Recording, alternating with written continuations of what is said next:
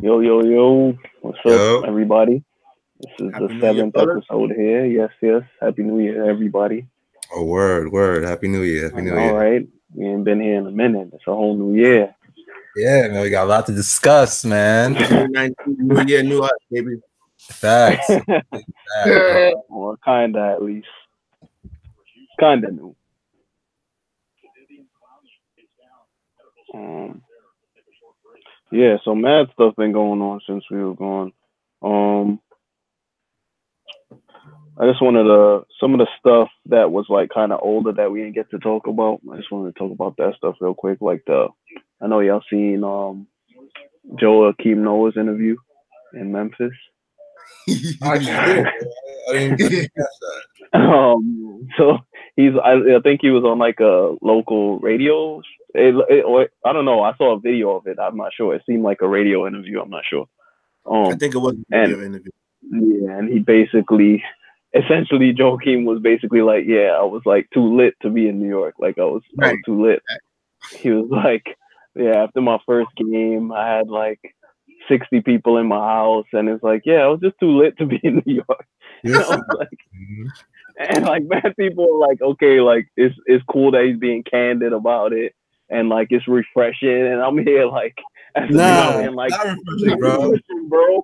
Like, no, it's not. It's really not. Especially because like Joakim's like 30 something years old. It's not like we're talking about like this guy just got in the league.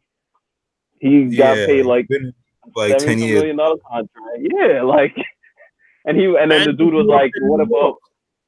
Right. I mean, and it's like you had to have known what was.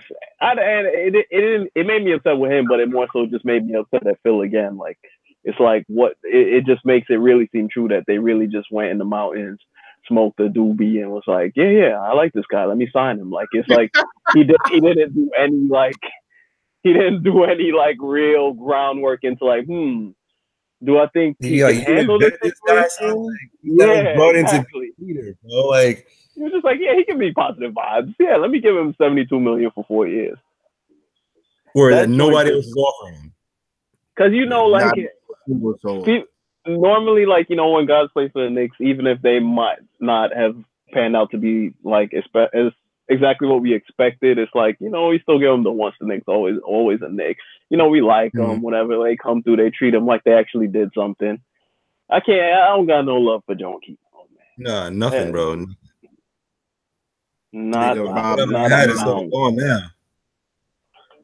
That interview just it pissed me off, man. He robbed us blind, bro. Blind. Nah, bro, you was okay with the contract when it came out, son. What you said?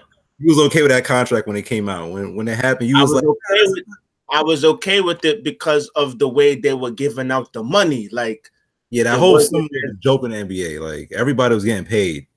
Right. So I was just like, all right, nigga, he gonna get.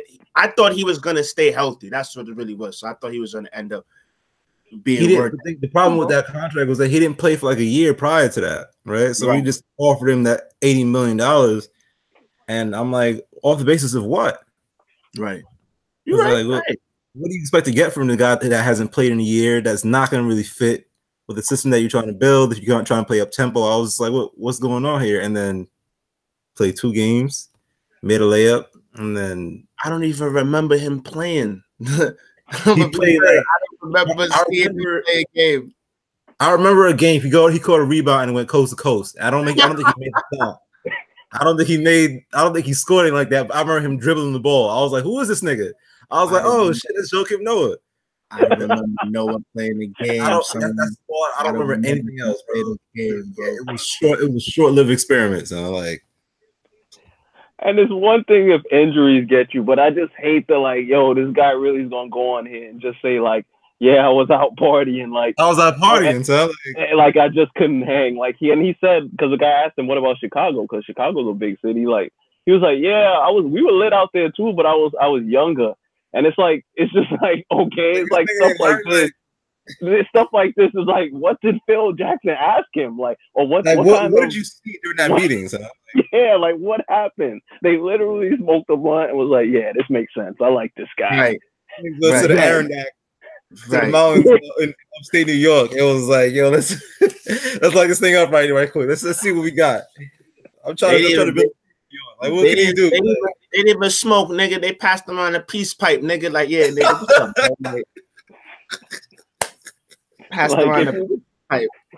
If you tell me like years from now that it was found that Phil Jackson was like an agent come here to like destroy the Knicks even further, I would 100% believe it. Yeah, I would like, you're right. This niggas did a blood sacrifice in the Catskills, bro. Like, and then he was like, word. This is my guy, son. Right between the border of Niagara Falls in Canada and yo, right there. Right there. Oh, man. I'm glad it's my first time hearing about this interview because I would have been pissed. I didn't see it or hear about it. I read the quotes about it. I didn't see it, but I read the transcript about it. I was just like, there's video of it. It was upset me because everybody was just like, "Oh, that's so cool. It's refreshing of him to admit that." I'm like, "No, it's not. No, it's not. He got paid $80 million. Yeah, like, come on. Hey, I would have done that for half. Hey, half, a quarter, an eighth. I would have done it for whatever. Right. Oh man. But another guy who I guess is kind of been connected to the Knicks because of how much he was paid to go to Chicago, Jabari Parker. I think they're basically done with him. What they paid him, like, was it like 2 years, 20 million? Like, I think he got 2 years. I think. Yeah, but I think was there opt out in it, or is he good a free agent this summer? I think that was an opt out. They left for an opt out. And whatever it is, I believe the contract expires like at the end of this year. So he the fact that they were at the outs with him, it was kind of like it was a move that would have made sense. And if the Knicks were trying to move one of their contracts, like if you're trying to move Tim or Courtney Lee, because you got Jabari who's an expiring, you wouldn't be acquiring Jabari because you. But that, like, I thought of it in terms of like, because he's from Chicago, right? Like, yeah, that has to suck. Like, because you probably think, I'm going to my hometown. That's probably like something he aspired to do this whole time, and it hasn't worked at all. At all. They don't like that nigga over there, son. The team or the. I mean, it is a dumpster fire over there, but like, is Chicago, it a him thing? Because I don't watch them. They're just not good. Chicago just seems like there's dumpster fire from top down. They just like, what the hell is going on with the house that MJ built? Like ever since he left, it's just like it's really everything outside of like Jordan. Like that organization is just a trash organization, honestly. Even when he was there, they were trying to get rid of the nigga. They were trying to get rid of. Like, come on, man. Yeah, that sucks though, because. Like, imagine you going to play for your hometown team. Has it even been a year? I don't know how. Nope. Because he wasn't healthy. So it would have been good. I think he signed on to be part of the turnaround. It's like, yeah, I'm gonna be the hometown kid. Word. He was defending Derrick Rose early on. People was like joking on him. He's like, nah, he's from Chicago. That's my boy. I'm like, all right, this could be something special for Chicago right now. And then he ended up being a complete waste, complete tire fire, bro. And now he's on the outs, bro. What happens now? Like, I don't think he's playing. I don't think he's playing. I think he's on the bench. Yeah, I think he plays like 10 minutes a night because he doesn't play defense. I seen him get dunked on by Giannis, and I was like, yeah, this is it for him. They don't know what Chicago Bulls don't know what they're doing over there, bro. Yeah, I don't even think it's him. I just think they don't know what they're doing over there. Yeah, no one fits. They haven't found a coach. They fired that Holberg guy last year.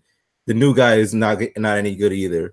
Zach LaVine is a bright spot, and that's it. So I'm like, it's a one-man show, and they had Cameron Payne playing for a bit, and you know how garbage he is. Come on, so I'm like, they're just not a good ran team. Is a poor organization, and they should be ashamed of themselves. During the Jordan era. That's a damn shame, son. Yeah, it's a dumpster fire over there. But before we get into all the better stories going on in the league right now, let's touch on the Knicks.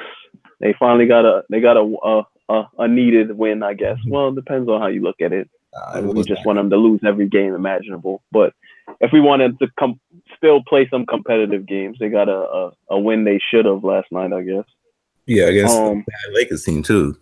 So I'm not without LeBron, Kuzma. So I guess they had to win that one. Cantor had a solid game. Hazonia had a solid game. Two guys who are kind of like Hazonia more so in the doghouse than Cantor, but your man Cantor, like I don't know how y'all feel, but I'm just hoping he's like waived within the next couple weeks. I need a trade. I need something back for him. Nah, I don't think there's no value for him. I need something.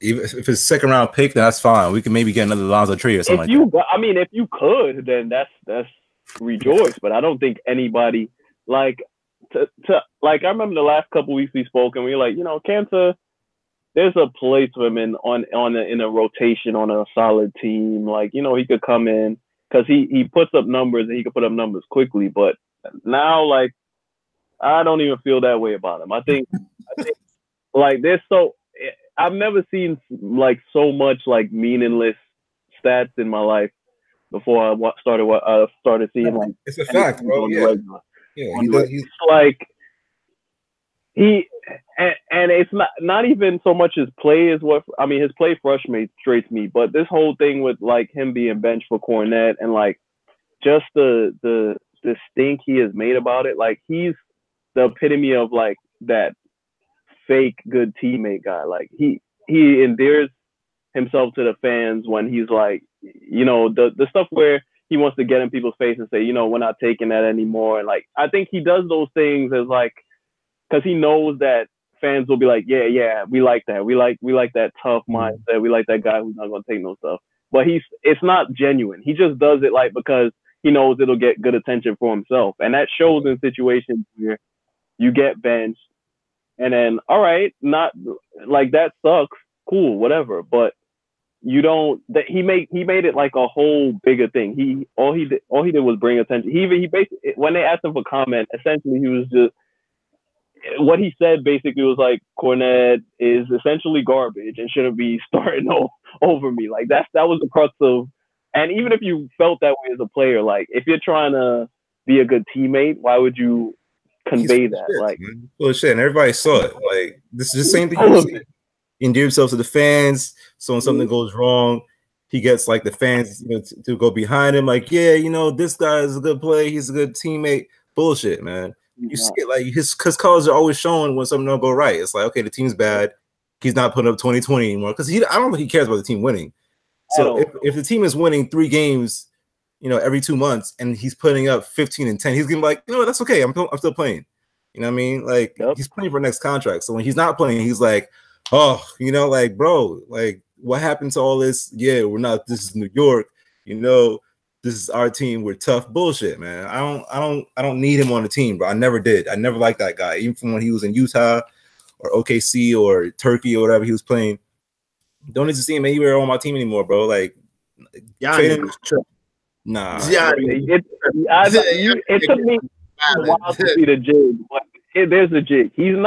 There's nothing genuine like about this guy. I feel like early in his career, he got to be around Russ, and Russ instilled in him that like, yo, we don't take nothing from the other team. We're not friends with the. He's even done interviews where he was like, yo, I try and like shake other guys' hands, and Russ would be like, nah, we don't do that. So I think he learned the things that like fans like to see, and he'll do them not because they're genuine and like he's like, yeah, I'm all for the team. He does them because he knows it's a good look for himself. Yeah, because it shows when the tough times are there, and then he shows his true colors.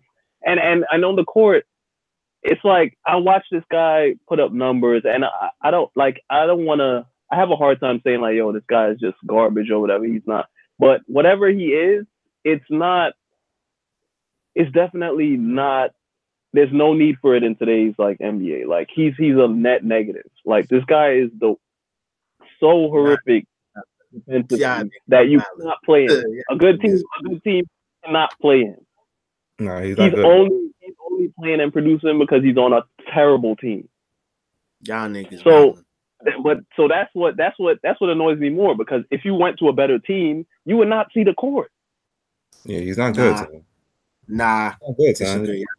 Well, he was producing when he was on OKC. They were a playoff team. What are you talking about?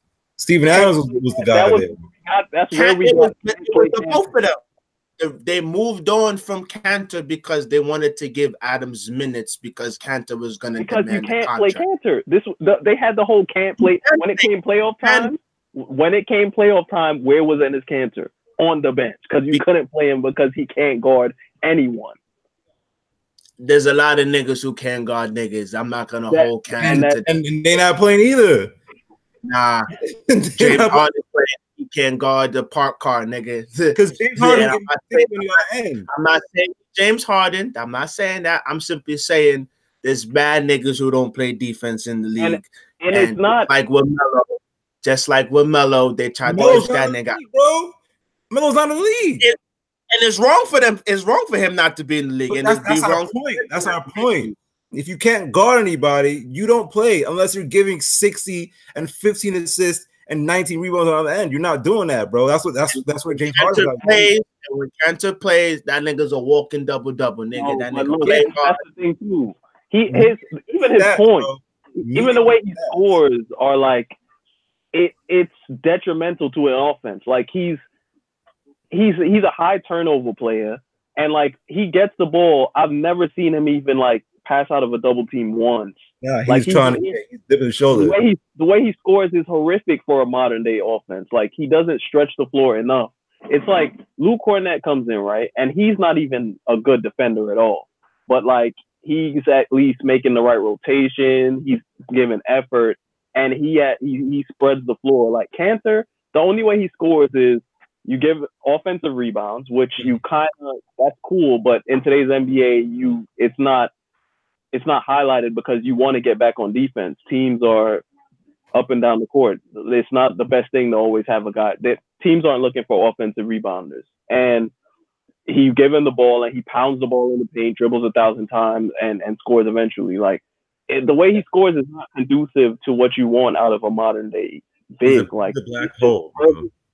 He's a black, and he's not a culture guy either. Like most guys who are awful are culture guys. So it's like, all right, well, he can't play, but in the locker room, he's going to be a whatever. He's going to be a good guy in the locker room. He's going to play hard. He doesn't do any of that well. Because he's awful too, but he's a good locker room guy. Yeah, he's a locker room guy. So it's like, all right, well, he's not good in basketball, but the guys look up to him. They can talk to him. They can come to him, whatever. Like he'll rally the troops, whatever you want to call it. But Cantor's not any of that, bro. He's gonna look for his stats, and at the end of the game, he's gonna talk shit about LeBron, and then that's gonna be it, son. Like, what else has he done but get in LeBron's face since he's been here, son? That's what we're always like, yeah, he's a tough guy. He's not, son. He's not. Nah.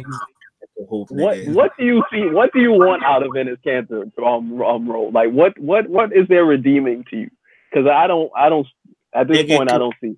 Nigga can play ball, bro. Nigga, New York don't have no big nigga that's with the shits. Like the nigga with the shits, bro. The nigga will play ball. Rashawn? Yeah, like what does that equate to? Nigga, that's what it means, nigga. He's with it. Like, yo, LeBron, you come in here. What's up? No, nigga, you're not coming in.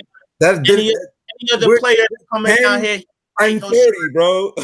What does that mean? We're 10 and 30, son. You could be with the shits or whatever. We're not with the basketball game. You judging Cantor by how the Knicks record is totally off. Like the Knicks stuck. The Knicks. No, but what I said is you put him on a good team and he's not gonna play. He's not even gonna see the floor. I disagree with that. It just depends on the team. That's all. That's the thing. I can't think of I don't see a situation where he goes to a playoff team and is playing like any kind of major minutes, especially in the playoffs. He won't even get off the bench because you can't play him he's so horrific defensively and he doesn't give you what you need offensively. I have a hard time calling.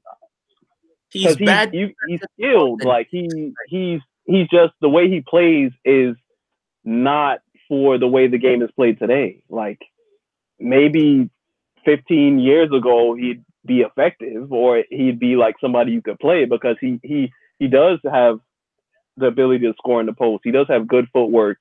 He, you know, he could, you give him the ball, he might be able to run into a couple points now and then in the post. But it means nothing in today's NBA. It's a detriment the way he plays offense. I've never seen him pass out of a double team, not even once. I don't think he can do it.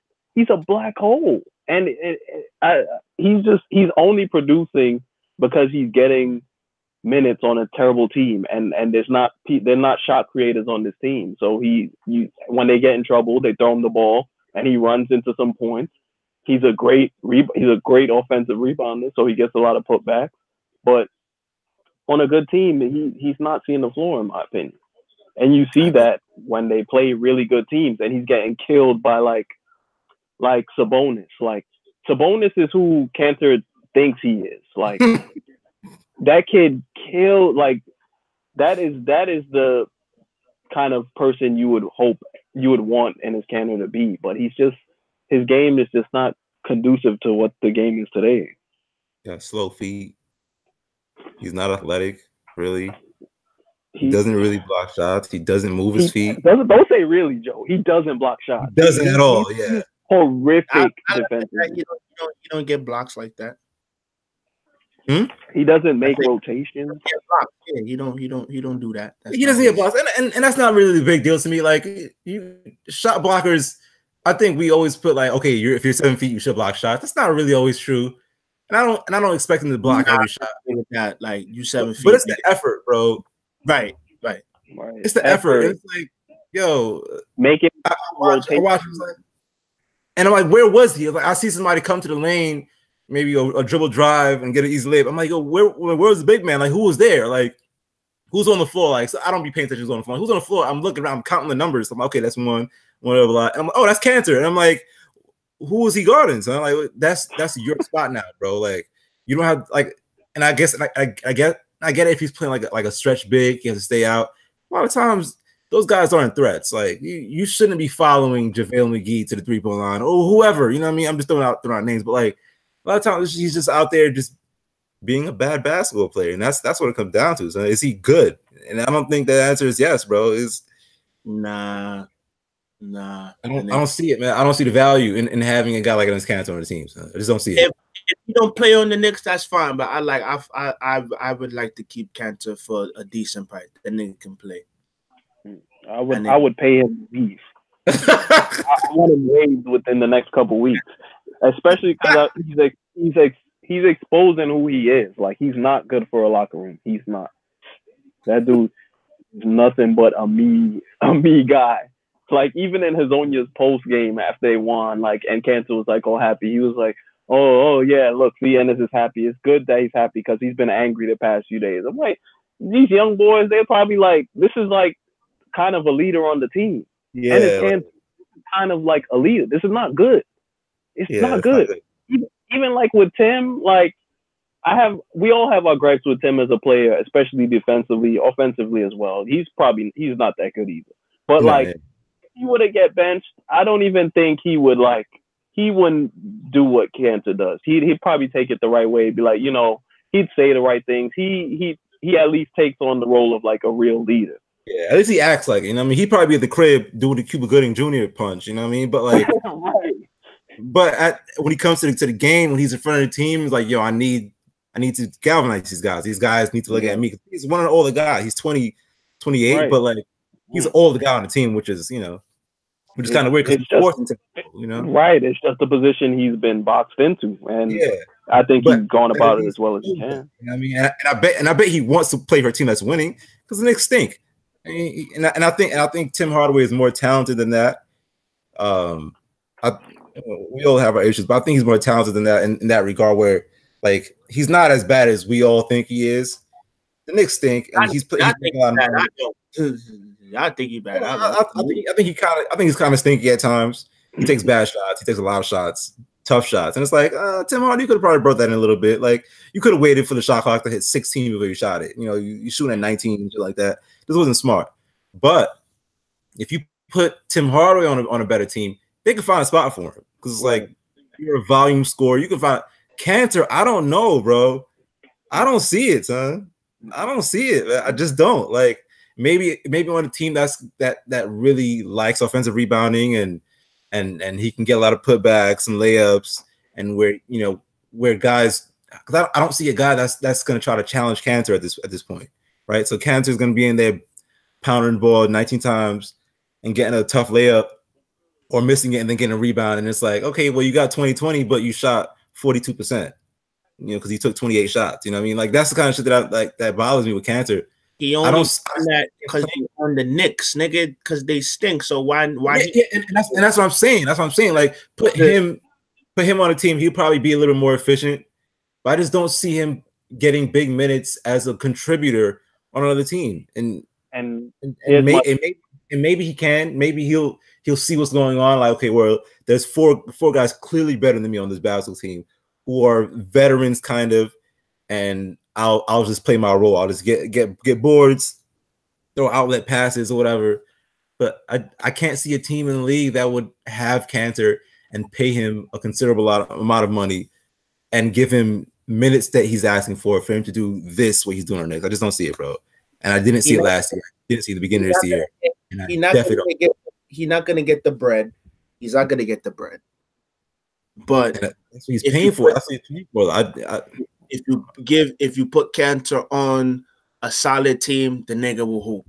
And I think niggas is judging him based off of because he's on the Knicks. It's like, no. And you know what? As much as I hate Cantor, I want it to be true. I want it to be true because I think some skills can be transferable. Because scoring in the paint, I mean, a lot of teams don't do it anymore because it's not an efficient way of scoring. Like, a lot of teams want to get up tempo, they want to move the ball and pick and roll, they want to stretch their bigs a little bit, kind of clear out space. So if a team is looking for that type of value where you're gonna just, okay, well, we need a quick two. I mean, who's gonna get us the ball? Who's gonna get us some points?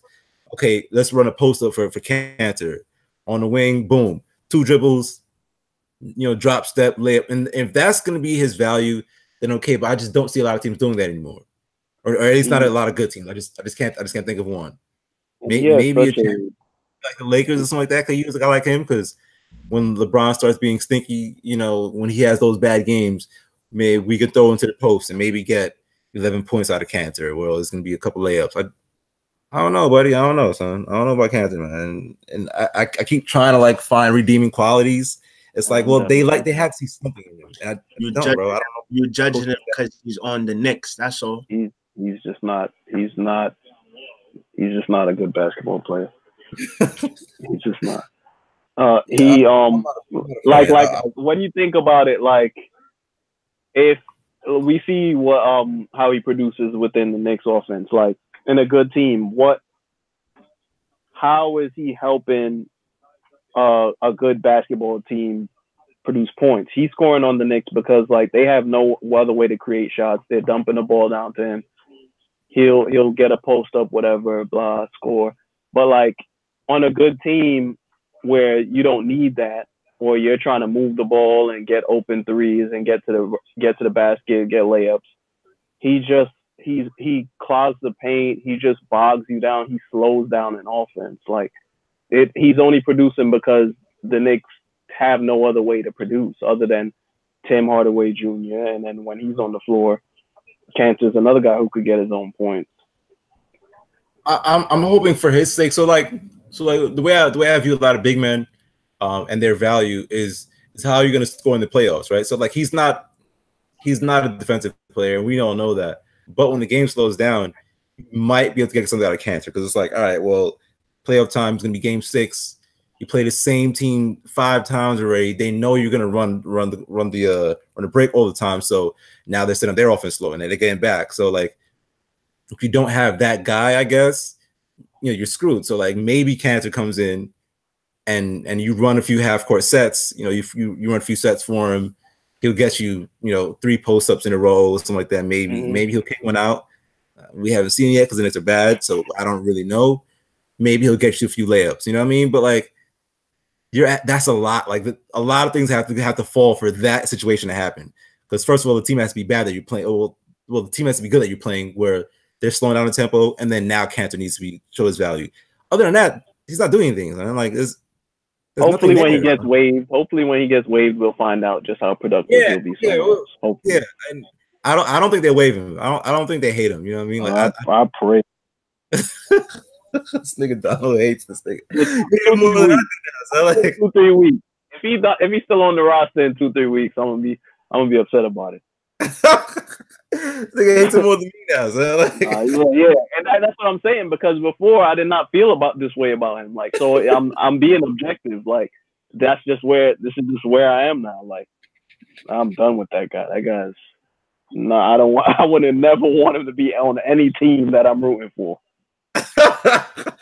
Never. It's cold. He's with that being said, like, we've seen Fizz's approach with players, like giving some DMPs, like Dotson got a couple, Frank got a couple, and a lot of people kind of have been questioning whether the way he's been, whether those tactics have been allocated to all the players, whether it's been fair, whether it's been the right thing to do, whether he's been like consistent with what he said he wanted the Knicks to be. Because, you know, there's a lot of guys. One of the things that he wanted to do was to be competitive defensively, and it seems maybe that there's been more of a focus on like offensive approach than defense, and that's understandable. Like, but in terms of like sending messages to players, like Trier has kind of had a rough go of it. He hasn't gotten any DMPs. You know, this Tim, I think he's been, since they've announced that he had that plantar fasciitis, I've kind of been like, okay, I mean, that's probably like really hampering him, because he started off offensively really well, but it kind of seems like he has like a super green light. And Cantor, though he's been benched, he's never been like exiled to the bench. So what do y'all think? Y'all think the way Fizz has been going about it has been fair? Do y'all think it's been the right approach? I don't have really much of an opinion on it, because it's hard for me to judge how he's running the Knicks and say it's good or bad, because I don't think anybody on the Knicks really is gonna be a part of the Knicks' future in the next 2-3 years. So it's like, at this point, he just shuffling lineups, trying to squeeze whatever juice he could get out of anybody on any given night, any game. So it's like, I'm gonna be honest, like, what he doing, like, I really don't care, because it's like, it's hard for me to just like, it's hard for me to have an opinion on it. And then there's so many, with the way social media is now, it's like everybody's gonna have a report on something that the Knicks is doing. So they're gonna report Fizz is doing this player don't like that, this reporter saying this about this player, sure not playing. So it's just like, it's hard for me to like every game or every week have a comment like, Fizz is not benching this player, playing this guy, I wonder why, or this player is not playing, is he in the doghouse? Like, bro, the Knicks at this point, they just trying to survive 82 games right now. Yeah, and they're looking for a way out. There's no right. I don't have much of like a thought. That's just my honest opinion. Like, I don't have much of anything on it. Yeah, I think it's a little funky the way he's doing it. It's not bad. Because the guys who are more veterans, or like, I don't want to say battle tested, because they haven't either. Like, guys who've been around for a while aren't really getting that same treatment. Like, you see him benching Frank, and he had a few games, and Tria hasn't been that good recently, outside of a few like flash plays. You know, like, he's not really, he's kind of like, he's tougher on those guys than he is on the Cantors and the Tim Hardaways and all those other guys. And I guess that's fair, because, you know, you've only been in the league for, you know, 6 months, 8 months, a year, 2 years, whatever it is.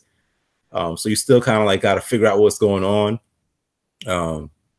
But yeah, I don't see it with Tim Hardaway, and Tim Hardaway is getting minutes, and he's he's not awful. Yeah. But he's like you would you have given that same rope to Frank or to what's the other name? The other shooting guard. Dotson.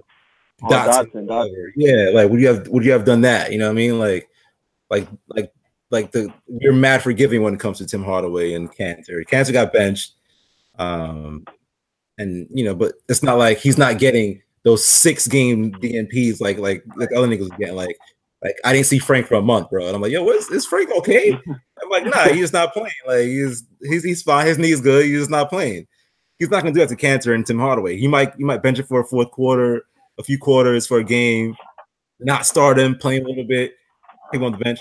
But he's not sitting Cantor for a month, bro, like he did Dotson, little nigga. So I don't. Maybe it works in the locker room. Maybe he's kind of like showing, like maybe he's like empowering the leaders. That's usually what a lot of coaches do. Like they kind of pick out their leaders in the beginning, and then now it's like, now I'm going to work with you guys. You guys relay the messages on to other guys. Chain of command kind of bullshit. So maybe that's what he's doing. I don't see it that way. I wouldn't do it because if you're playing awful, your ass is going to sit. That's just what it's going to be for me. But if this is the way he wants to do it, maybe he's just looking for value for his veterans like that, like trade value or what. I don't know. It's hard to figure out opinion like Rosa. It's hard to have an opinion on it because I don't really know what his end goal is at this point. Like if I knew what he wanted to do, if I knew that he was looking to trade those guys or maybe fighting for playoff position, I'd get it. But the Knicks are awful, so like the young guys should be playing. And I don't think it's necessarily like a him thing. I just feel like he's trying to get production. So if Frank, you not hooping, nigga, you ain't playing for a while, bro, and you just gonna have to deal with it. Like I don't see Frank. Like you want to talk about Cantor, like Frank. I don't think, from what I've seen, has shown like he can be productive consistently. Like he'll show flashes, but like remember Shump, like Shump had value. Like whether he was a good ball handler or not, he had value. He gave you his 10 points. He play hard, chase you around. He'll hit his 1-2 dribble move mid range, and he'll hit his little corner three. But he'll play defense. He'll still have a dunk. Like Shump had value. I don't even see that with Frank, nigga. Like I see Frank, he'll have like we said it the last time we were.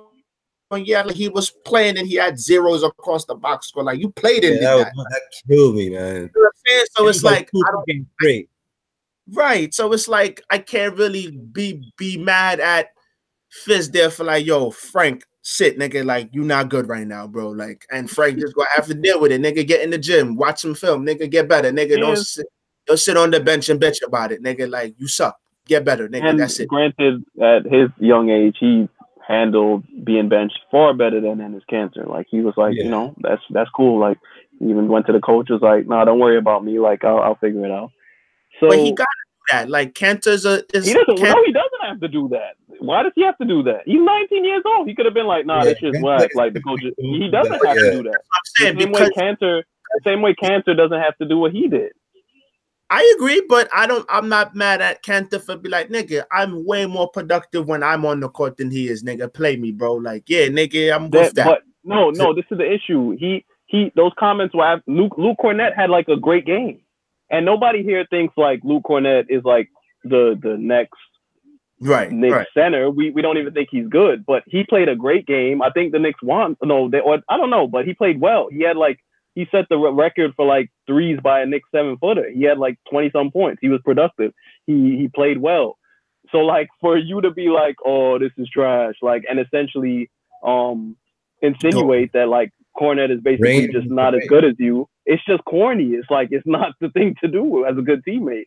So it's different if like Cornett went out there and was like really bad, but he went out there and he was better than you. He was more effective than you. So then like what do you want? Just take your L. Just be like, you know what? I'll figure it out. Like he had no leg to stand on in saying anything that he said. That's what was corny about it to me. That's fair. The way I see it, like you said, like he's clearly like reaching for production, and like a thing that like fans don't take into account. Like, we don't even know what is going on with the day-to-day operations. We don't know what's happening in practice. We don't know anything, so we could just speculate. But and in terms of like, to stick with Frank, like, I think it's been like Fizz seems to pull Frank or give him DMPs based on approach. Because we see a lot of games where like Trier and Hardaway, they'll take a lot of shots and they'll miss a lot of shots, but they won't get pulled. Like Fizz seems to sit Frank for not missing, but for not approaching the game the right way, not being aggressive, not taking initiative, or right. He exactly. So in that, I that's fair to me. It's also let me question whether that's necessarily good, because the way I see that manifesting sometimes is like Trier has been out of control a lot. Like he plays like we paid you. Like you don't have to play like your back is on fire. Like you're here, you're under contract. Like pass the ball. Granted, he's young and still figuring it out. I think where that's where it kind of teeters for me, because then I see like guys. It's like they're being rewarded for being aggressive, but are they playing the right way? Are they is it necessarily good? Are they forming good habits? Because even in Frank, like I see games where he'll come back, it's like he's like, okay, I gotta take this shot because I know if I don't take it, or if I don't get some attempts up, it's probably gonna reflect poorly to the staff. Right. So in essence, sometimes it has him taking shots that maybe are bad shots, and even still, I think it may be instilling something good in him, because it's just at some point he has to be aggressive and at least be able to hit. What I think is most important for him ultimately is that he can hit open like threes in that, because you're hoping if he's a part of the future that he'll probably be the fifth guy you're looking to score in your offense, and he'll at least need to be able to knock down open ones. But it's kind of I'm not sure how I feel about it, because I get it and I respect that he wants them to be aggressive, but it's also like you don't want them to just be shooting the ball out of control. Like it's tough. And like, in terms of like, I also think, like you said, you look at it like a lot of these guys ain't even going to be a part of the future, but then I look at Knox. We're hoping he's a part of the future, right? Barring you end up trading him for something really good, or but we're expecting Knox to be a part of the future, right? So my thing is, yeah, Tim is probably a part of our like immediate future, probably throughout this year and likely next year, because I don't know that we'll be able to move him. Right. So it's like, why not give or Knox those 20 shots that Tim is just chucking up, and Cantor's getting all these attempts? Why not focus the offense to where he's getting those attempts? Like, especially in situations early on where Tim was shooting the ball really well, like I have no arguments. I'm like, yo, Tim is playing.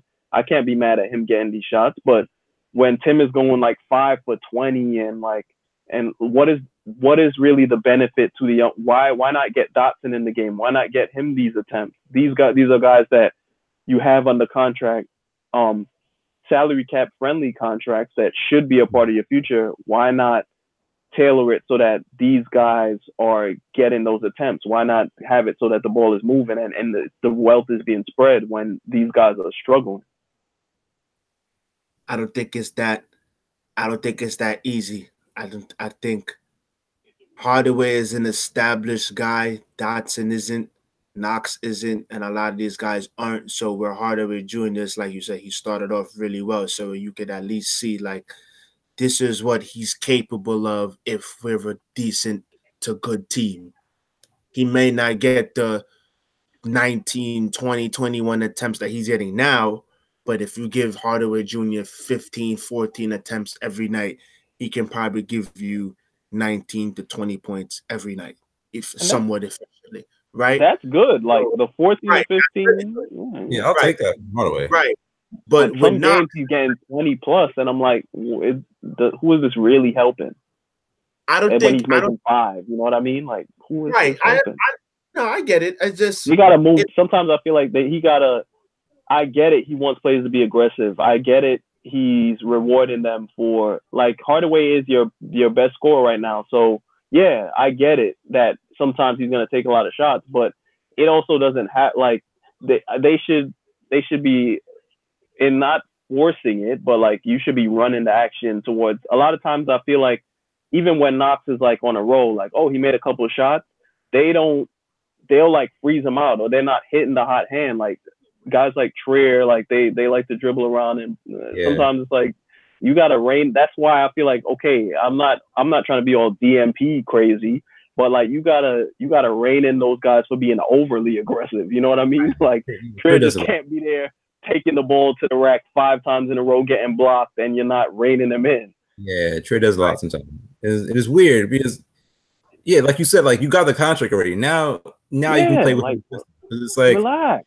Yeah, like play within the system. If you want to go up tempo, cool. We all going up tempo. It's not going to be just you. You're not going to be that one nigga streaking up the court. Like you get a rebound, you know, everybody's already set. You know, now he starts pushing. It's like, bro, you're going 1-on-3. Bro, you know, just when they played the Jazz the other day, like I think he had Ingles on him, and it's like he's probably like, yeah, this guy is food, but it's like, yeah, Joe Ingles is a silly looking white guy, but he's one of the better perimeter defenders in the league. Like he's not playing with sense. It's like, so you gotta rein him in. Like you gotta. Like, you're wilding. Like, yo, relax. Yeah, exactly. And it's all good when it's working, or like they're playing somewhat efficiently, but when they're starting to struggle, like, all right, let's spread the wealth. Most of these problems can be attributed to the Knicks being terrible, right? So it's like, we're awful anyway. I might as well get my shots. You know what I mean? Like, that's what it really is. Go behind me. It's like, all right, well, I just scored 8 points in a row. It took me 9 shots, but right. But look at the crowd now. I made a reverse layup, and it's like, and guys like Trier, that's what he's looking for. Like he wants to splash play. And I was saying this earlier. I'm like, outside of those splash plays where he kind of breaks somebody down, you know what I mean, gets to the lane, have a reverse layup off the glass to the left hand. It's like he's been very pedestrian, son. It's like, yeah, coach used to be able to like see that, and it's like, all right, but bro, you're bugging out. You know, you're gonna sit here for a little bit, and we're gonna get somebody else in the game. Or Trey Burke, the same thing. I haven't seen Trey Burke in a while, but I think he played a few nights ago. I played a little bit a few nights ago. I haven't been really paying attention to him like that. But like guys like those, like, my nigga, you gotta hit the hot hand. Like you can't take 9 shots in a row and expect to have good things happening, because that's not the way the game's played. And especially with this offense that he's trying to set up, or where they playing up tempo, everybody has to go up tempo. It can't just be one nigga dribbling against 8 people and then taking a bad shot, and then if it goes in, it goes in. If not, then it's like, well, no, bro. Like, I don't know, and that's that. And I don't know if he's empowering the wrong thing, because he's that's my thing. It's like, I don't know, like aggressiveness. He's clearly doing that, and it's like, yeah, all right, well, even if you're shooting 38%, you're taking 38 shots. Well, that's okay. So we want as many shots as possible. And Frank is sitting. Frank is like, he's suffering because of that, because he's not getting the minutes. I'm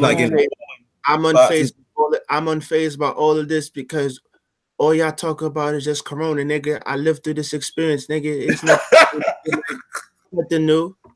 I've been saying it years, nigga. We the Corona Knicks, nigga. So y'all talking, I'm like, yeah, nigga, what the fuck you expect? Like, niggas don't know what like. This is it. Like, I'm unfazed. Y'all get y'all hot panties in the butt. I'm just like, yeah, nigga, okay. You're all seeing this firsthand, bro. I just don't understand it, man. Y'all niggas saying dots, like, yeah, nigga, I done seen it. Yeah, I've seen niggas. We down 20 something. He ain't play all game. He ain't want to play hard all game. Second half come, now he want to take 40 shots to get 20. Then he come and look at his box. So yeah, I got 30. Yeah, nigga, you took 48 shots to get your 27. He didn't miss 4 shots in a row, but he made this one splash play. We on the bench. Yeah, like, no, nigga, we down 40. Nigga, like, sit down. Out of here, bro. Yeah, nigga, I've experienced this, nigga. I'm Frank, nigga. I sit down and watch it like I might not be scoring that well. I'm at least productive on defense. No, you ain't gonna play, nigga, because you can't give me a splash. All right, yeah, I'd experience that. I'm unfazed, nigga. I'm unfazed, nigga. It's just cold. Like, yeah, I've seen this shit before, nigga. It's just like it's like when it's clear. It's like, you know, especially when it's clear, like you guys don't have a guy. You don't have a guy out there. Right. That's when you're supposed to move the ball. You know what I mean? Like, so it's like as much as I'm cool. Like, yeah, you want to hold Frank accountable for being not aggressive enough. He needs that because he's not aggressive enough. I get that. But you also you can't just go YOLO in the other direction. Hold them guys accountable for being hyper aggressive. Because honestly, I've been seeing foolishness out there sometimes. Yeah, you know, it's garbage. But honestly, you just said it. It's like when you don't have a guy. Have you ever told basketball players, a team, that they don't have a guy? That's true. Because you know, every ball player's mentality is Alonzo Trier knows that he's the guy in his mind. He's like, I am the guy. Right. And so you can never like for me, I've been playing with the same cats, like Ro knows. I've been playing with Ro and Denzel and Dario. I've been playing with these niggas since 2004, B. Like, so we know each other, we know each other's games and habits and stuff like that. So we know none of us are really the guy. But like I've played with other cats, like, and none of us have been that good. So I'm like, nigga, I'm the guy now, nigga. Like, so like I understand, and everybody's like that. So you can't tell it like a bunch of guys who a bad team at that. A bad team. That's why I don't blame the players. That's why I'm putting it on Fizz. Like, you gotta tell them. Fizz has to be like, yo, all you niggas are trash. Fizz has to be like, yo, so you mean the coach is supposed to establish roles? Yeah, nigga, Corona Knicks, nigga, let's move on, nigga. Coach got to get between it and be like, yo, Cantor, you stink. Tim Hardaway, you stink. Don't shoot the ball, nigga. Don't dribble the ball, nigga. Don't offensive rebound, nigga. Like, clear out. Like, nigga. We're gonna push the ball. The ball's gonna hit the ground 4 times. I need 6 passes before a jump shot. It's not like that. These niggas come down the court. The guy who gets the rebound is usually the guy who scores or puts the shot up. It's like, I've been there. I've played with a bunch of bums. I've been one of the bums. It's a bunch of 2K my players all in one. Like, they all trying to make. I'm gonna get mine. Like, I'm all of us is the ass. No one else. There's nobody in the next. Like, we can all of us that. All of us is ass. So like, I play with a bunch of guys where it's like nobody was clearly better than the next guy. Like it was like we're all okay, or we all either stink. So it's like we're all okay. So it's like, well, if no one's gonna be that guy, if no one's gonna really come out and be that number one nigga, we're all gonna be the number one nigga. Like, cause I've played with guys who've clearly been better than me. And you gotta use like, you gotta concede, like, all right, bro. Right. You set it up. I'm gonna stand in my corner. I'm gonna hit a jump shot. But like when you play with guys who aren't that good, to Trier, who's pretty good, Dotson, who's pretty good, and Tim Hardaway, who's pretty good, and all those guys who are pretty good, everybody's gonna try to be that guy now. Okay, well, I'm gonna be the great nigga now. Like, no, the coach has to be like, yo, all you niggas are ass. Like, everybody's gonna sit until you guys figure out what this system is. Like, because it's not it, bro. Like, but I understand it. Like, I get it, and I get why they're doing it, because everybody wants to establish themselves as that next nigga. Like, especially Trier, he has written all over his face. Right. That's why I love that nigga. But that nigga already be the next Jordan, nigga. Bad. He thinks he is already like a Lou Williams, but he's not there yet. He's not there. No. He doesn't think he's Lou Williams. He thinks he's Gilbert Arenas. Lou Williams. Oh yeah, he probably. He thinks he's Gilbert Arenas, bro. He's like, yo, I can break this nigga down. I'm like, okay. He's white. He's right, slow. Yeah, like literally, like this guy, he can't call me. It's like, no, he actually can. I understand he looks like a substitute teacher, but he will clamp you. Like, right. And that's the thing. So like that's the thing with basketball players. That's the mentality that most of us have learned or picked up throughout the years. It's like, if no one's gonna be the guy, then I'll be the guy. And it's like, and if everybody's gonna try to be the guy, then no one's gonna be the guy. We're all gonna be awful. It's the chicken and the egg, bro. It's tough. That's what, like Ro said, it is hard to evaluate certain things because, you know, you're not even sure how many you guys will be there. But with those coaching things, it's like, it's hard, but it's like you also want to like stick to whatever culture you're trying to establish. Like, Like if you're saying we're gonna guard, like then stick to that. Like that's like I just want him to stick to the things that he's trying to do, and just be firm in that. But I don't know. We'll see. This week, yeah, there's also been a lot of GOAT talk. It started off with that King guy, you know, our Lord and Savior LeBron James. I really try to like LeBron, bro. I really try. I try sometimes. I can't find anybody like that nigga. So he's making it. It's like there'll be times where it's like, you know what, yeah, I think he's all right, and then he does something, and it's just like, no, you're not all right. You're just annoying. So he was on that ESPN show, More Than an Athlete, I think it is. And his quote was exactly, they were speaking about him winning that the title in 16. Is that 2016 they won it in Cleveland? He says, I was super, super ecstatic to win one for Cleveland because of the 52-year drought. The first wave of emotion was when everyone saw me crying. Like, that was all for 52 years of everything in sports that's going on in Cleveland. And then after I stopped, I was like, that one right there made you the greatest player of all time. Like, and that is LeBron James. I saw your interview, and I'm like, yeah, that's pretty good, bro. Like, yeah, the crying. I'm like, yeah, okay. And then he ends it off with that, and I'm like, why? Why, son? Why? I don't even think any of his tears were real, nigga. His Cleveland, this is it. It looked like he rehearsed it in his head, and that he still got it wrong. Well, we all know, like, LeBron didn't grow up rooting for no Cavs. Like, he don't really care about Cavs. Yeah, he don't care about that's another thing. Like, 52-year nigga, you were in the Cleveland Indians playoff game wearing a Yankee hat. Suck my dick. And then rooting for the Indians like a couple years ago. It's like, right, man. Yeah, like, come on, son. You're a Yankee, Cowboy, Laker fan. We know that. We know all that. All front running niggas, like exactly. We know that. But it's just like LeBron. There's plenty of people out there who think you're the best player of all time. There's plenty. They all you don't, and whether or not we agree, whatever, I don't care. But like, and it's like, yes, Jordan was extremely arrogant, Jordan, but I don't. It's like to the point where it's like, why do you have to? It's almost like he's trying to convince himself while he's convincing us. Like, why are you telling us that this made you the greatest player of all time? Yeah. He's like making a narrative for people to be like, oh yeah, this is when he became the greatest player of all time. It's like, this is just so transparent and whack. Like, you don't have to do this. You're really good. Like, just what are you looking for? And Jordan was an arrogant bastard, right? We saw his whole thing. We all know what he thinks about himself. Exactly. And it's okay to think it. It's nothing to say it. And LeBron has been on record saying it and acting like, bro, just play. People will say it. People have been saying this since people are were born. Yeah.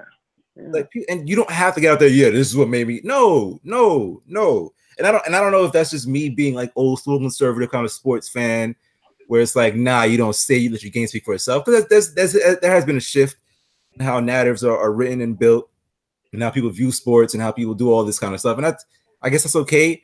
But what he did, that'll never be okay to me. It's like, yo, people have been already saying this, bro. People said it when it happened.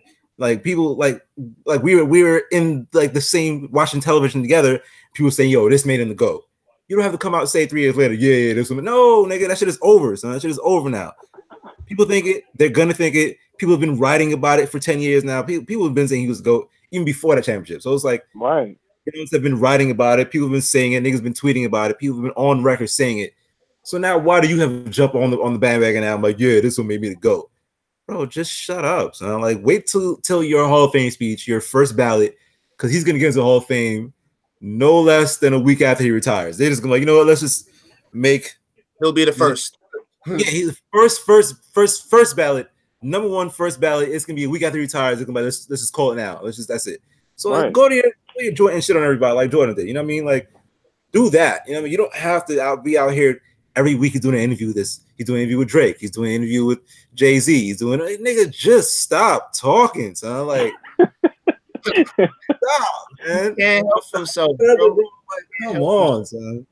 I think Donald hit it on the head. Like, he's trying to convince himself. Because I think LeBron knows he's not better than a lot of guys that most basketball purists or experts will put him better than. But because he has accolades and numbers, it's like that's his resume and that's his way of staying in the conversation. Because if we talking about winning, like Pippen said, nigga, winning ultimately makes you the best.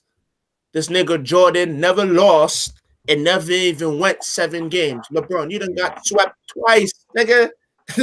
You got swept twice. And let's talk about this fucking 3rd championship that you won, nigga. I posted it on Facebook. I remember me and my son E was watching it live. You got Draymond Green suspended, nigga. He threw this nigga Draymond on the ground, then he tries to step over him. I posted the clip on Facebook, nigga. He had the side on the court, nigga. You got this man suspended. That's an asterisk next to your championship, nigga. I wouldn't say. I think. No, he got side. I think his game speaks for itself. I don't really care about all that extracurricular shit. Like, okay, you got to suspend. He's crying because we know he's a little hurt. We know he's a coward. But his skills are undeniable at this point. You can't look at him and be like, you're anything less than the top 3, 2 he's players. In the conversation. He's in the conversation. Yeah, you can't. The conversation starts pretty much with LeBron at this point. There were 6 basketball players better than LeBron James. Fuck out of here. I put top 3. I wouldn't agree. No, I wouldn't agree, but that still puts him in the conversation. No. Yeah, you can't look at LeBron James play basketball and say anything less than 3rd best. No. And that's being generous. 3rd best is being generous, bro. No. Everybody can't get a trophy, nigga. I hate when niggas top 5 and then there's 8 people. LeBron got 3 of them, bro. No, nigga, it's not. No. Everybody cannot be in the top 5. Everybody cannot be on Mount Rushmore. Mount Rushmore, there's 4. That's fine. Well, that's why he's like top 3 or top 2. No, LeBron is undeniably top 5. We're talking at this point in LeBron's career. We're talking about him being top 3 now. Like he's that good. Son. If there's a Mount Rushmore, which is 4, he's definitely on it. LeBron is not a top 3 player. LeBron is not a top 5. He's in the top 10. He ain't top 5. He ain't top 3. Nah, nigga. Even if that's how you feel, you could at least understand people saying he's like top 3. So that puts him in the conversation. That's all. Here's my thing with these conversations, right? And I was talking to I was having a conversation with my man's on Facebook. He was talking about he wants to see Wade in the All-Star game because the voting came out, and I'm like, I said fuck that too, but that's his man's, and I said take the personal on, but he said nah, it's personal. I was like, all right, I respect that. My whole thing is with these conversations, when you oversaturate it and it's like you always say it, it like dilutes the product to me. So it's like when you always coming out every time LeBron have a good game, you see Shannon Sharp dumbass coming out, goat man, and all this other shit, and every little good game he have, they call him the greatest. Like, bro, we don't never get to just appreciate the nigga career and the nigga game for what it is because we always have to vote him past somebody after one game or one good season. So it's like the product of today, you know. LeBron, it's like, bro, I seen LeBron. I also seen Kobe Bryant. I seen Duncan. I seen Shaq. I didn't see Kareem, but I know the nigga game. I didn't see a lot of Jordan in his prime, but I seen Jordan. I seen Bird clips, and I seen games. I seen Magic. Like, there's mad niggas I could put ahead of this nigga LeBron, and it's not an insult to LeBron to say, nigga, you are a top 10 player. Out of how many millions of players have tried to get into the league, and of how many billions of players that have played the game, you top 10, nigga? That's not an insult, nigga. But he's not a top 5 player. Like, that's an insult. You're losing, top 10, bro. You're losing. There were 4. Duncan got 5 rings, nigga. Beat this nigga twice for him. Kobe got 5. Jordan got 6. Shaq has 4. Kareem has. Well, this goes back to why I feel LeBron. Man, like, that's why I feel LeBron has to say, okay, I feel like that made me the GOAT, because he knows at the end of the day he's always gonna hear 6. He's gonna hear 5. So he has to say, he has to come out and say, I feel like this one made me the best, because people are always gonna say people got more than you. That's part of the reason why I think he does things like this, because he knows that lot of the conversation is going to gravitate towards the rings, whether individuals feel that's fair or not, that's up to them. But I just say my whole point was like, he just doesn't need to do this, because at the end, what you play, your legacy, it'll speak for itself, bro. Like, if people want to call you the best, they will. If they don't, they won't. Like, it's just leave it alone.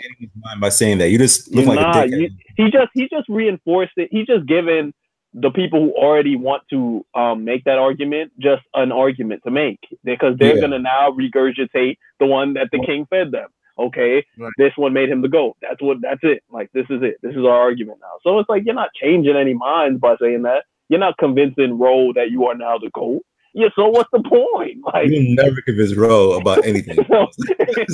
It's not about convincing, bro. It's just like, when I watched, like I said, I posted the clips.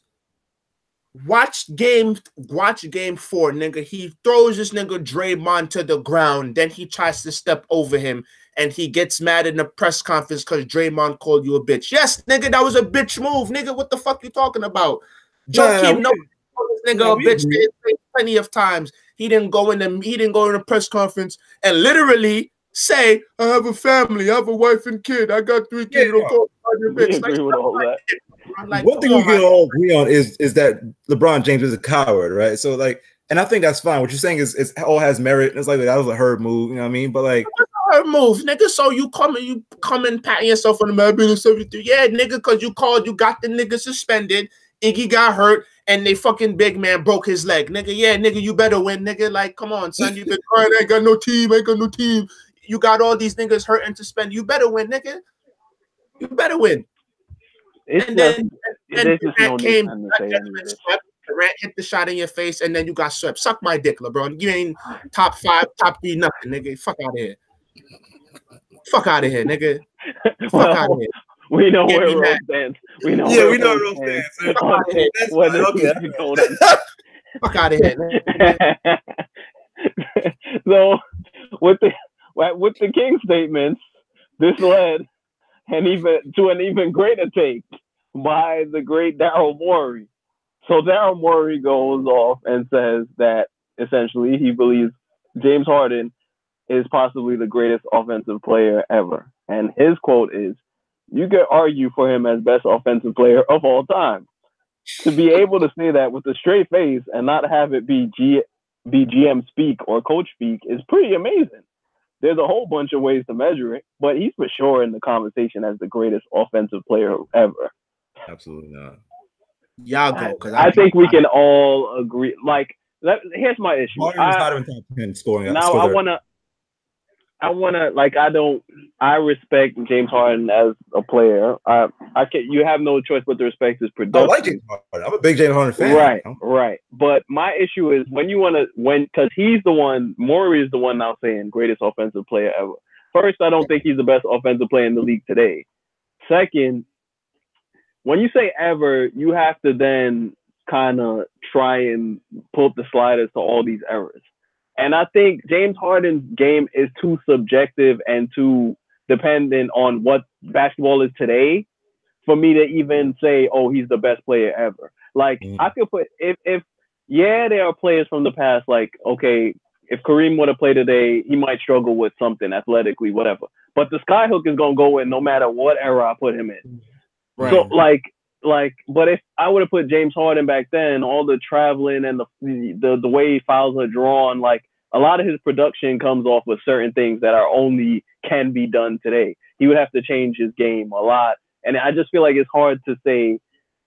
I wouldn't put him in the conversation. It's not that he's not a great player. It's not that he's not a great scorer. But I'm not ever gonna think, oh, James Harden, greatest scorer ever. That's never gonna cross my mind.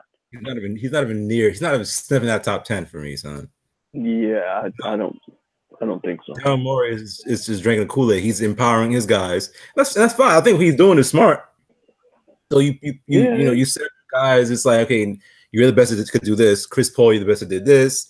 We have the best this. We have the best that. So now they're playing with confidence. And they've been playing well these last few weeks. James Harden's been balling. Yeah, so you have to keep that going somehow. You have to keep that fire lit, because it's like if you can keep this going for as long as possible, play yourself into a better playoff spot.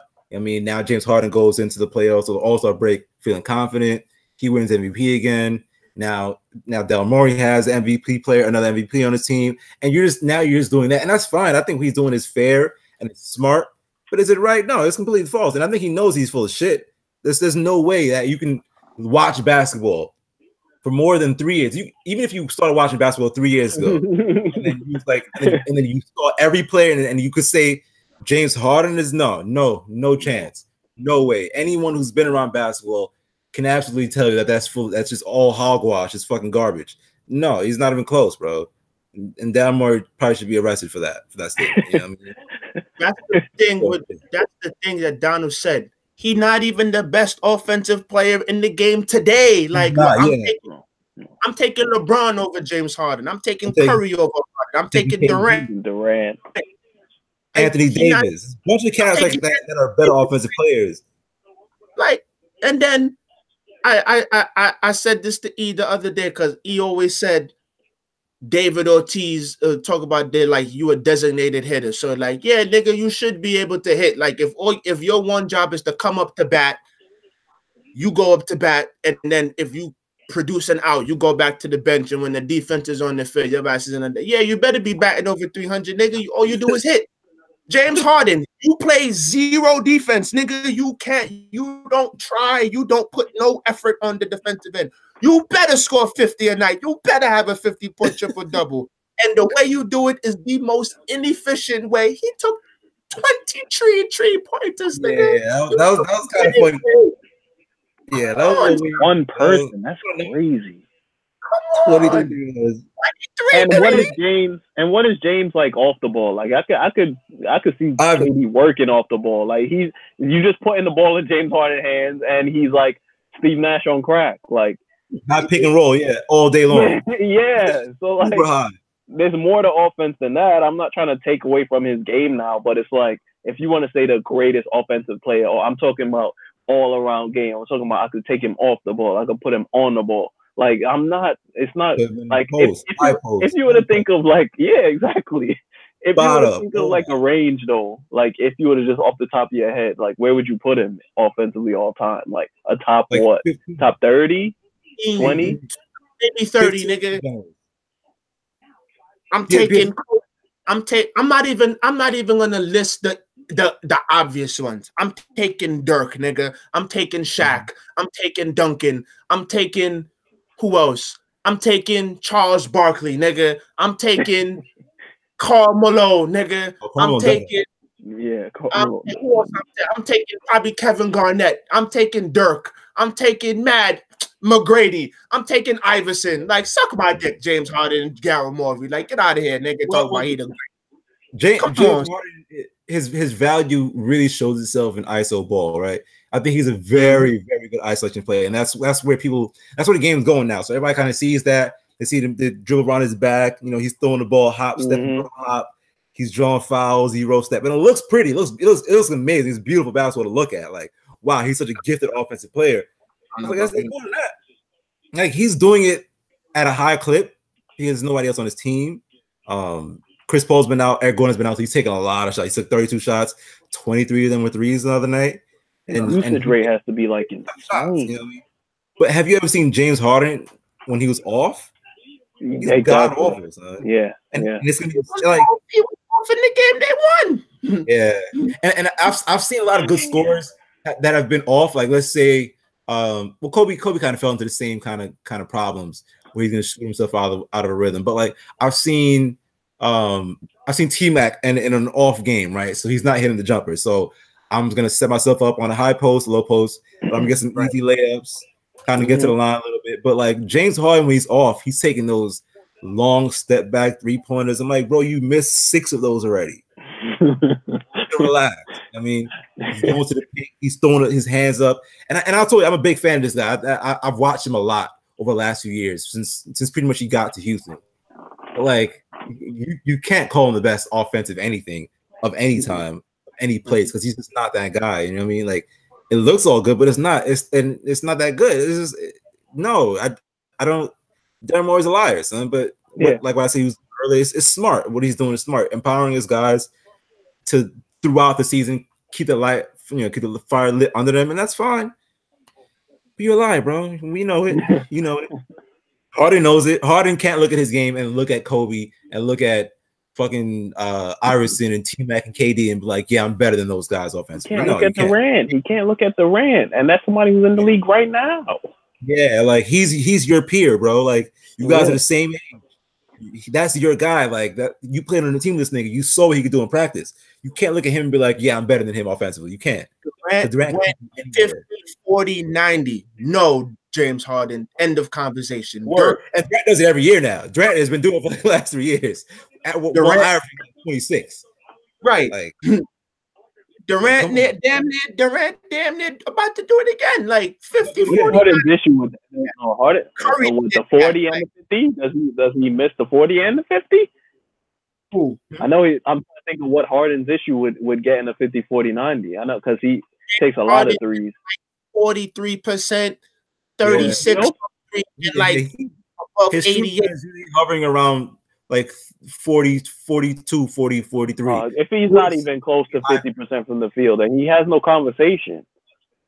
I think with context, and that's the thing what Rosal was talking about with like stats.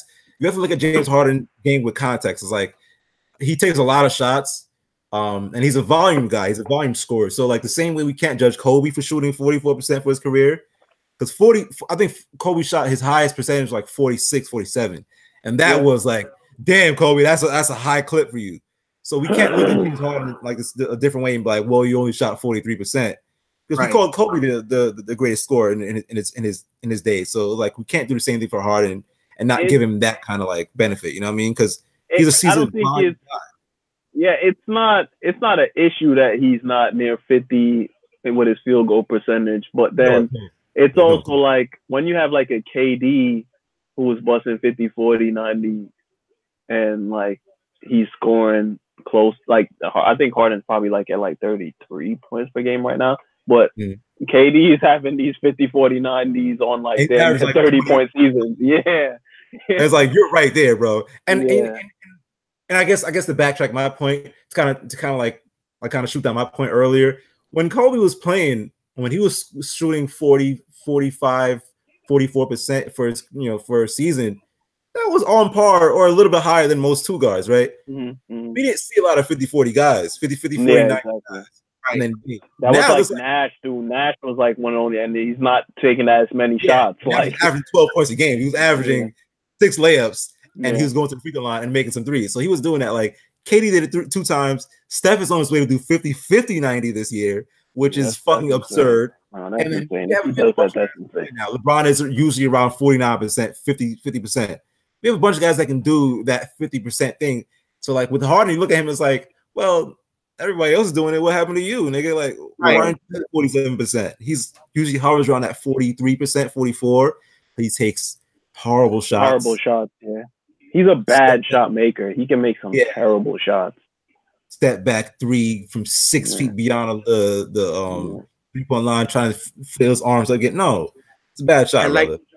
Like you said, I'm not even mad that he don't shoot 50%. Like, it's a basketball game. Like, you're gonna want to make more than this, nigga. But again, context, nigga. Like, just watch the game. When I watch James Harden, nigga, it's like he has to take 30 shots to get 30. When I watch Kobe, I didn't see that. Like, if he happened to take 30 shots, nigga, they're trying to more force him to take long jump shot because they don't want to get this nigga to the rim. Like, James Harden is like, yeah, nigga, we're gonna let you dribble the air out of the ball, take your 40, nigga, like, because you're gonna take 40 to get this 40, nigga. Like, he's just not. I'm not an efficiency guy. Like, it's a basketball game, bro. Just try to win. Like, you want your numbers to look good, okay, cool, but like, just win the game. And I'm not saying he ain't winning the game. What he did to Golden State was crazy, but you went 13 for 32 and you were considered hot the second half. So it's like, imagine, nigga, like he had a game the other day where he had a 50-point triple-double. You took like 40 shots and you took like 27 free throws. In order for you to get fouled, nigga, you got to take shots. So now imagine if you're not getting these bullshit calls like you said earlier in the Kareem era. Nigga, you average 30 points on 27% shooting like you are like Russell Westbrook out here. He would have been like 60 shots if they call foul if they call foul like 6 times less. He would have been at like 45, 50 shots, bro. That's just bad. That's just bad. Like he has to take a lot of shots to get his production. And when I saw Kobe and Jordan, LeBron, like they don't have to take as many shots. They're more like they'll force you to take them, like because they know where they want to go. They can play off the ball. They can post up. They can cut. Yeah. I've never seen James Harden cut to the basket. I've never seen James Harden. Yeah, I'm trying to think of an off the ball game. It's not there. It's not there. It never happened. Never happened. Yeah. He's a primary ball handler in every situation. When Chris Paul is healthy, Chris Paul plays off the rock. Crazy. It's like Chris Paul, you're the 2 guard now, so now you play off the rock. Maybe you run a pick and roll with Capella. But James Harden is never going to be that guy where he's going to sit on, like the high post. No, he's going to be like, okay, well, here's the ball. Give me the ball. I'm up here now. I'm going to take a few steps back, kind of look at what's going on. I'm going to call high screen and roll with Capella, and then I'm going to throw that left-handed lob, whatever he throws up over his head. I'm going to the lane. I'm going to do a little Euro step, throw my arms up, kind of yell a little bit. I might get a dunk every now and then. I might get a step back, but he's never gonna be like that guy where it's like, yo, you got it, bro. I'm gonna set up right here. I'm gonna set up camp on the block right now, and I'm gonna use my size. I'm 6'5", 220. I'm gonna use my size. He has great size. Great size. Pause. Like I'm gonna use my size. I'm gonna pound his joint at pause. Like you know what I mean? He's not that guy. He'll never be that guy. He's too set in his ways. It is what it is. Like we have to accept James Harden for what he is. He's a point guard. He's a high volume, high scoring, high shooting point guard. Crack. Yeah. Even shot that he made to hit the game winner, he was looking for. Like, come on, bro. I'm like, come on, son. No one touched you, bro. No one touched him, nigga. Like, come on, son. Come on. Like, you insulting my intelligence. It was a shot, but like, James Harden, the greatest of you're not even the best in the game today, nigga. That's completely lying. Like Damian Lillard could do what you do, bro. Like, and I'm pretty sure Damian Lillard would like to have a more efficient time because he got CJ McCollum like hamstringing him because it's like I have to give this nigga the ball. Like Chris Paul can play off the ball, nigga. Like you can't even. I'm pretty sure if you put Damian Lillard in Portland, you'll get the same production, nigga. I guarantee it. Yeah, so it's like at that usage, because James Harden has crazy usage. If you give any pretty good scorer that usage where he's gonna get he's going to run his own plays, call pick and roll 40 times a game and turn it over as much as he wants. Right. Yeah, Steve Nash on crack. Yeah, Steve Nash on crack. Like get out of here, bro. Any semi-decent scorer can do that for you. And that's what's sad too, right? So like you watch guys like T-Mac in his prime, and it's like, man, I wish he could have done this. You know what I mean? I wish. Imagine how many, because T-Mac was scoring 60 on like 17 shots or something like that. You know what I mean? Imagine if you had the green light to call pick and rolls all day long. Imagine that, son. Imagine T-Mac with that kind of scoring. Imagine like a nigga like Mitch Richmond, who was a good scorer in his prime. You know what I mean? But who was always kind of like off the ball. I could shoot a little bit. I could do a little dribbling. Imagine like those random scorers that we watched. Imagine if they had the green light like James Harden did, bro. It was like, damn, son, you could have been special. Imagine like Steven Jackson. Imagine he could have probably averaged 24, 25 a game if he had that green light. He's not as talented, but like imagine niggas like those type of scorers. It's like that we never got to see because they played in more of a team oriented, the ball kind of thing. I'm gonna spot up here. I'm gonna move here. James Harden doesn't move, son. I'm gonna stand right here. If I don't got it, I'm standing right here. You go ahead. Eric Gordon, do your little dribbling thing. Austin Rivers, do your dribbling. If it doesn't work out, give it back to me. I'll shoot a 3. If it does, like, imagine that. Son. That's the D'Antoni system right there. The D'Antoni system, son. Imagine anybody playing the D'Antoni system, bro. They would destroy, son. Yo, imagine an efficient score. Imagine LeBron in D'Antoni system, son. Oh my god. LeBron could call pick and rolls, and he did it in Miami a little bit, but he was more willing to pass. But imagine LeBron had the like a half the mentality to score like James Harden did in that system. LeBron averaged 55 points a game Because he would get fouled every time, son. Right. Imagine that, son. So I can't look at Harden and be like, yeah, man, you doing a good thing. No, nigga. No way. No, your system is allowing you to pick your spots, which now is every spot. Because put Kyrie in that situation. Put a dynamic scorer well, they don't have to pick their spots, like, because all these guys pick their spots. Okay, I'm gonna score from here. I'm gonna get the ball up here, get some rest, put some defense. Okay, cool. James Harden picks every spot on the court. Every time he wants the ball, he gets it.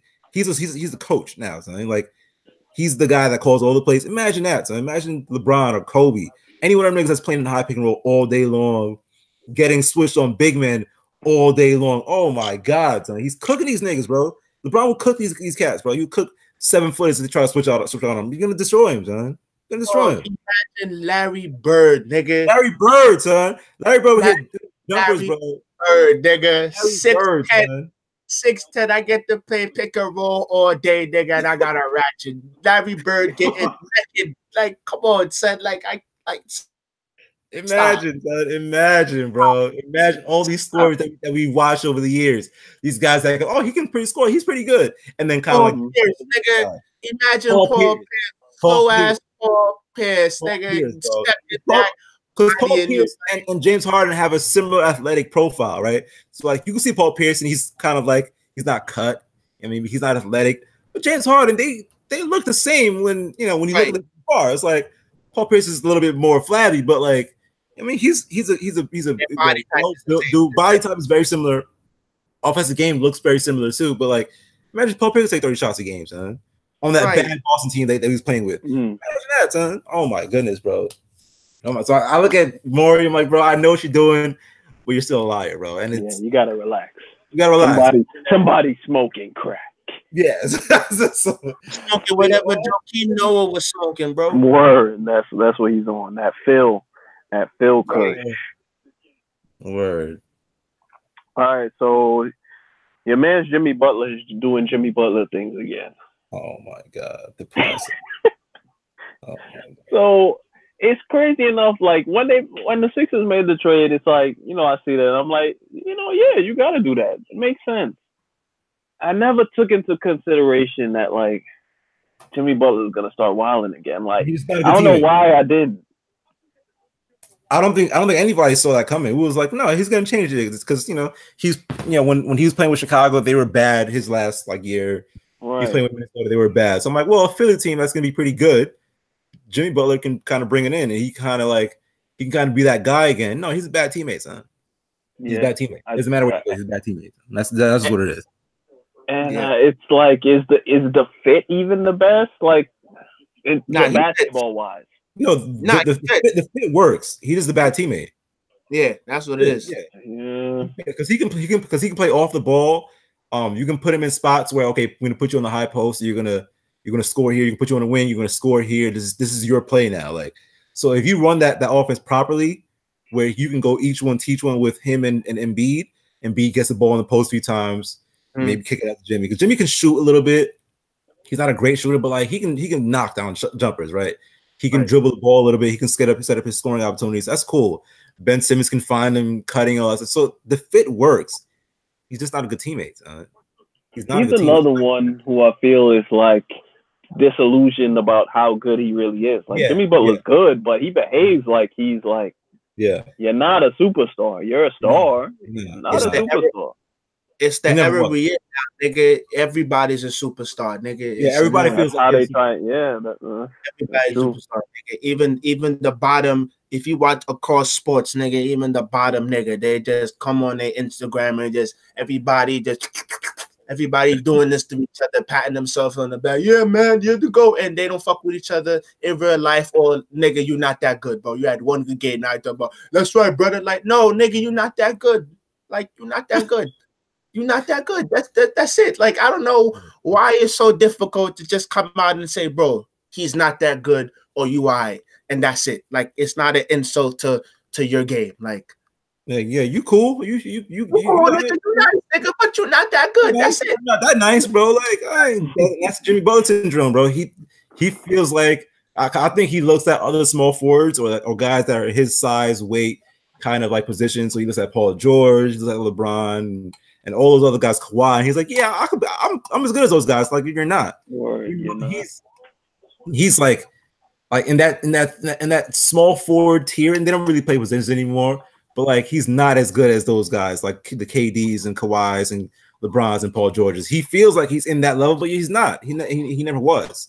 I mean, he's always been that dog nigga. Like, yeah, like he can hang with him. Like he can but like he can hold his own against these guys. Like yeah, but he doesn't make his talent drop off when you talk about and it was crazy. Like the worst out of that four, like the big four small forwards, Paul George.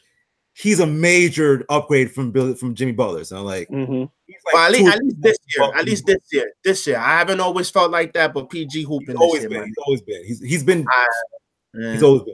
Paul George. The talent is always been there for Paul George. It's always been there. Okay, yeah, natural talent. Yeah, you're right. Talent, it's not even close for Jimmy Butler. So I'm like, I think he sees himself in that light. Where he's like, yeah, I'm a superstar like those guys. It's like you're not. He's more Rudy Gay than anything else. Like he's more like. He's like, and he said it even when he's playing in Minnesota. He was like, "Yo, like, Cat is one of the most talented players that we have. Wiggins is really talented. He's not as talented as those guys. He puts in a lot more work than Wiggins would because Wiggins is lazy Canadian bum. But he's just not as talented as those four guys, and he thinks he is. So he acts like it, and then it comes up being a bad teammate, and now niggas hate him in Philly. It's like." You've been there for 2 weeks, bro. How you raced up on everybody's toes? Right. Nigga, everybody, like now Joel Embiid's not getting his shots. Ben Simmons is, NBA The NBA is trash, nigga. The NBA is trash, nigga. Nobody wants to be held accountable. Like I think we had this conversation with the Bulls. Like you lose by 56 and you have the unmitigated goal to cancel practice. Like, bro, I'm firing all of you niggas, nigga. Like, we forfeit. You're not gonna lose by 56, and you're gonna tell me we not practicing. No, nigga, I'm waiting for you. We forfeit in the season, nigga. Every time you play the Bulls, win. Like, no way. Like, so it's like Jimmy Butler, you just got there, nigga. This is Embiid's team. Ben Simmons is nice. These niggas, you fit in, like Joe said, like you fit. Play ball, nigga. Some nights it's not gonna be a night, nigga. That don't mean you're not nice. Like MB gotta get going. Simmons gotta get going, nigga. And like when we need a bucket in crunch time, we going to you, nigga. Like what more you want? Like, come on, son. And that happened like very soon when he got there. He had like a couple game winners. He had that situations. Like, come on, son. Like what more you want, dog? Now you have a chance to come out the East. And the way the West is looking, nigga, Philly could win the championship, nigga. Like, you got a talent. Like, it's true. On, the NBA is real different right now. It's not a one-team league. I like it. Anything can happen. Anything could happen, West or East, nigga. So, like, you got a chance to come out the East. And if you play Golden State, let's say Golden State come out, nigga, you got a physical team that can bully these niggas. Like, just take your team, shut the fuck up, and play ball. Nah, I ain't getting the ball. And then Embiid early in the week, they ain't running off. Like, bro, y'all niggas just some entitled, paid, spoiled ass niggas. Nigga, like, bro, just shut up and play, nigga. Yeah. All these NBA players, and people talk about it all the time. These athletes are mad entitled. And you said it, they come to have one good game. Everybody, they get covered for a week on ESPN. It's like, relax. Like, come on, son. Like, now they feeling themselves. They on IG before the game.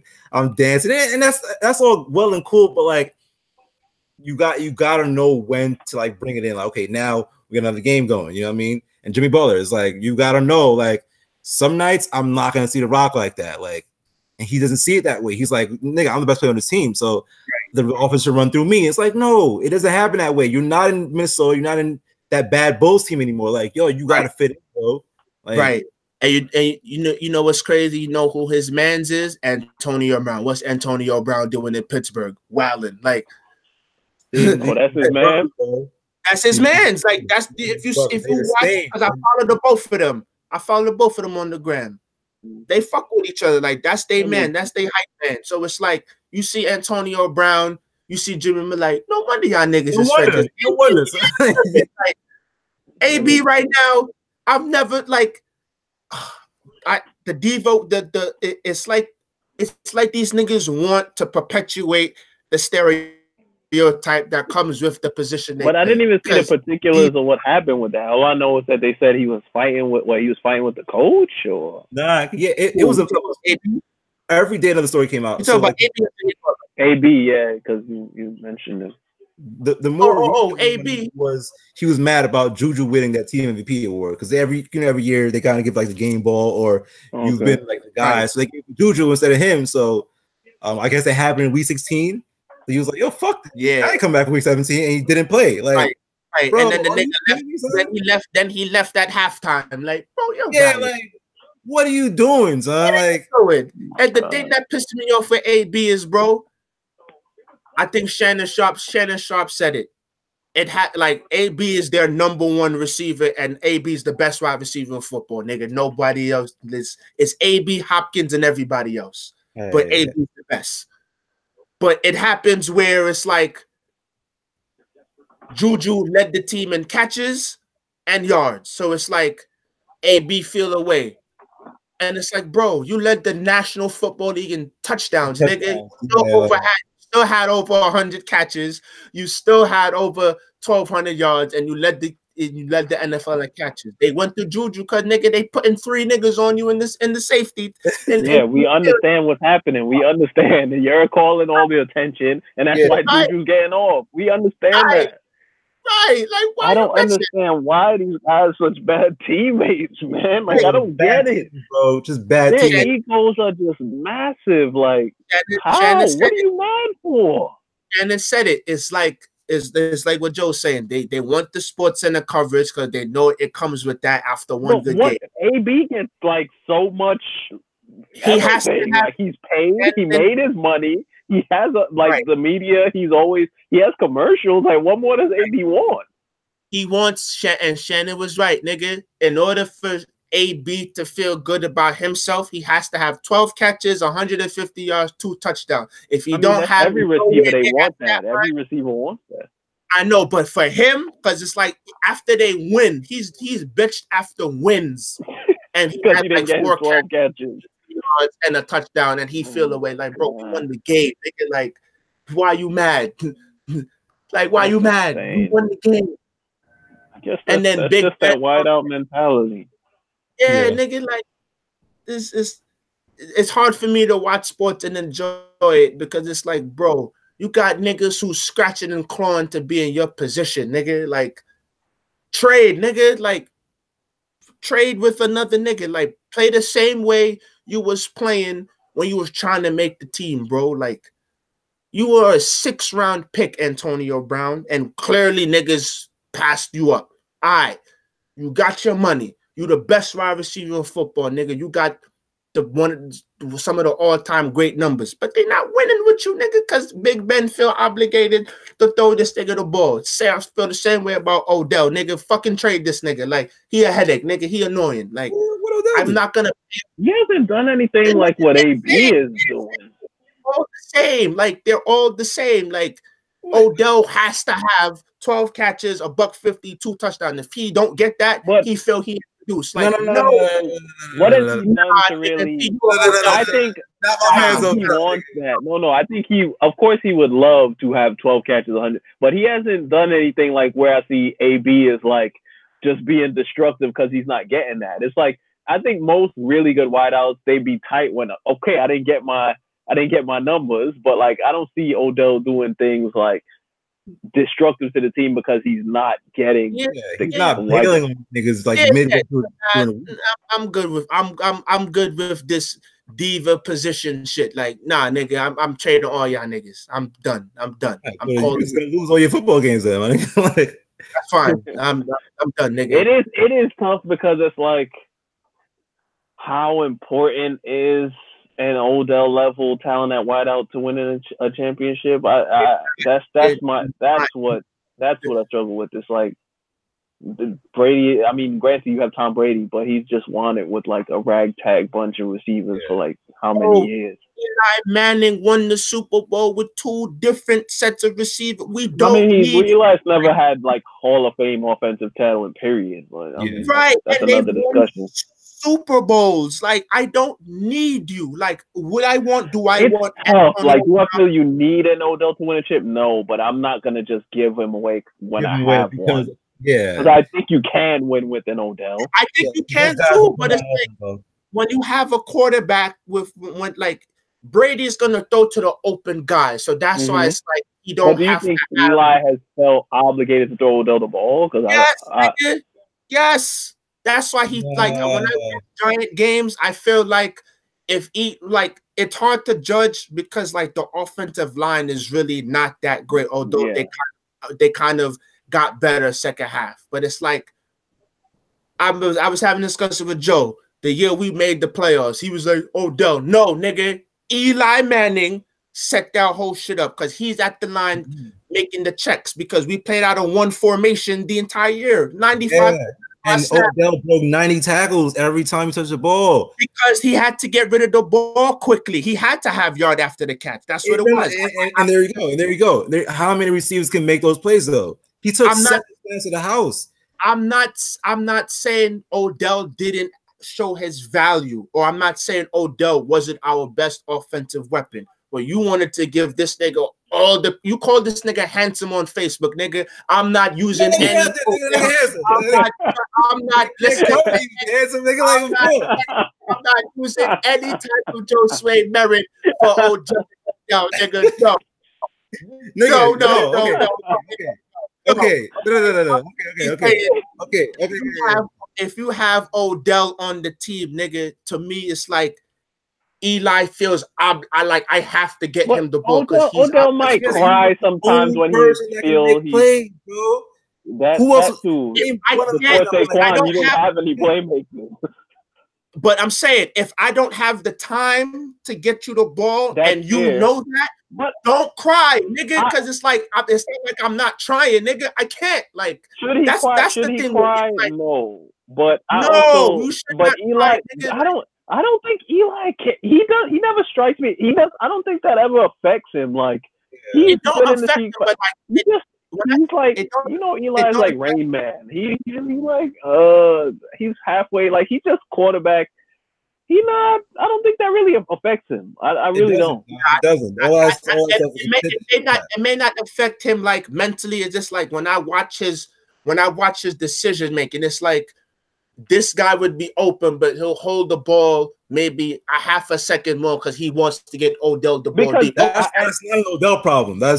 Eli's been forcing the ball into coverage for his whole career. Let's not make this a 2011 Odell thing because Eli's been doing that. And if what you're saying is true, if what you're saying is true, I would think he's trying to force it to Odell because he knows Odell is the playmaker. I don't think it's because Odell is crying. I think it's because he knows.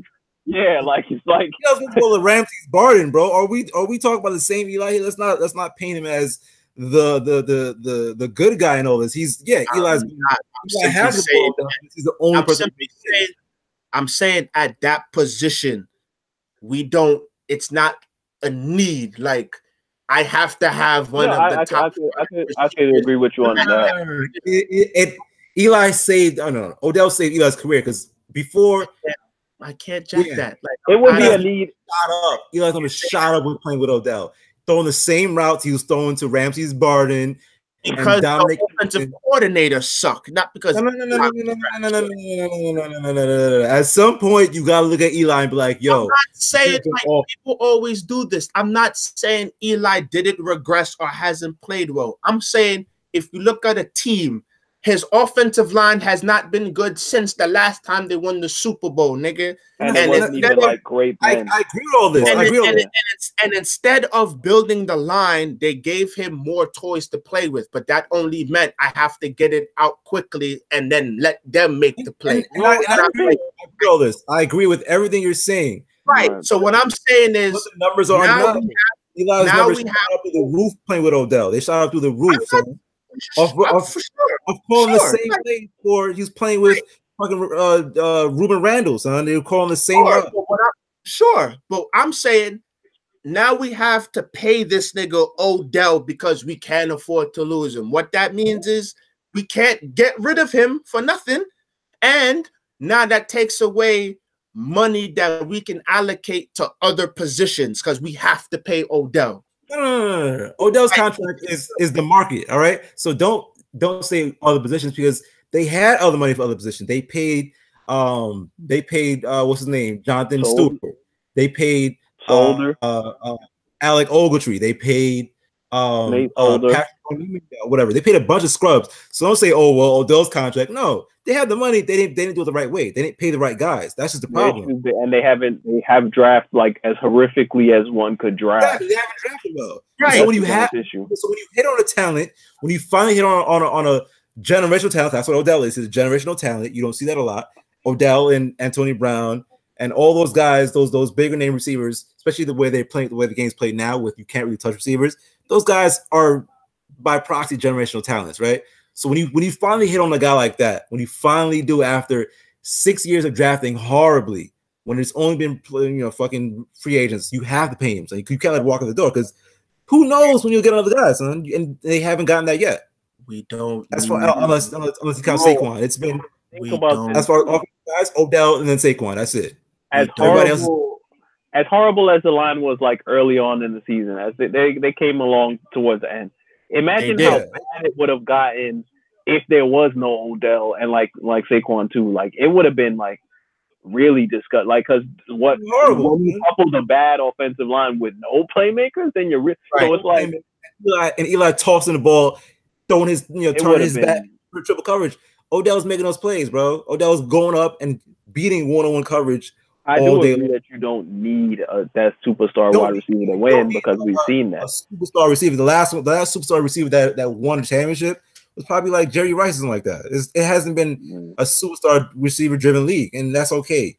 But when you have no line else on offense, when you don't have the offense line that Tom Brady had, or you don't have a Tom Brady, or you don't have the coaching that Tom Brady has, or Aaron Rodgers, you don't have his kind of rocket arm, or those guys. When you don't have those guys, when you have a guy like Odell, you have to pay him, bro. You can't let him walk out the door because you have Eli that did it without him before. Because Eli can't do it without him because he hasn't done it. Nah. Fuck you Odell. Can't. And let him walk. You can't because Eli did it without him before. It's like, okay, now do it again. And what do you feel the harm is in paying him? Because he signed, what was it, a 3-year deal? A 4-year deal, I think. 4-year deal? 4-year deal, yeah. I don't think monetary. My issue is they need to draft better. I don't think it's gonna. The money is gonna hamper you. That's it. The money didn't happen because they signed a bunch of bums this offseason. Yeah, they should have never paid Nate Solder. If you want to tell me, Solder, son. Yeah, everybody's complaining about Odell's contract. Nate Solder got the highest money for a left tackle in history. He's been awful. Odell gives you 10 touchdowns, 100 catches. They have to draft better. That's the issue. They have to draft better. Nate Solder's not locking down the left side of you're not locking down Jadeveon Clowney. You know what I mean? Like Junior can go. He can go. Well, you would build a bad football team. That's what it is. You pay a bunch of scrubs. Nah. All the money the Giants get, the Giants paid Olivier Vernon big money. You're not complaining about that contract.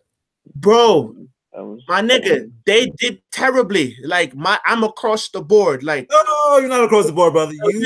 Olivier Vernon's contract was terrible. And all of that money was a result of the terrible drafting. They had to pay. They paid Nate Solder big money. They're gonna overpay this nigga Landon Collins. Like they're gonna pay him wild bread. Like I'm just like, what's funny? I'm not a fan. I'm not a fan. The best thing about this all is what? All those guys they're gonna overpay, or you're saying overpay. None of them will live up to that contract like Odell did this year. Even though Odell missed four games, he still finished with 100 catches, 6 touchdowns, like 1,200 yards. You can't lie about that. I think he could have played too, but it's like, what was the point? Every year he can go. Every year. We ain't winning with him. You can go, bro. So then What does that mean? He got cheap shot at the end of a game that they were losing. He got hit in the knee. That's my problem. He's always been hurt. You can go, my friend. So Carson Wentz can go too, right? Carson Wentz is not a quarterback. Yeah, he can go because Nick Foles is clearly the nigga who come off and shit. Like, David Clowney misses first 8 games, and he was in and out of the lineup. He could go too, right? Yes, he can. Like, you're not gonna box me. You're not gonna box me in the position. I'm not.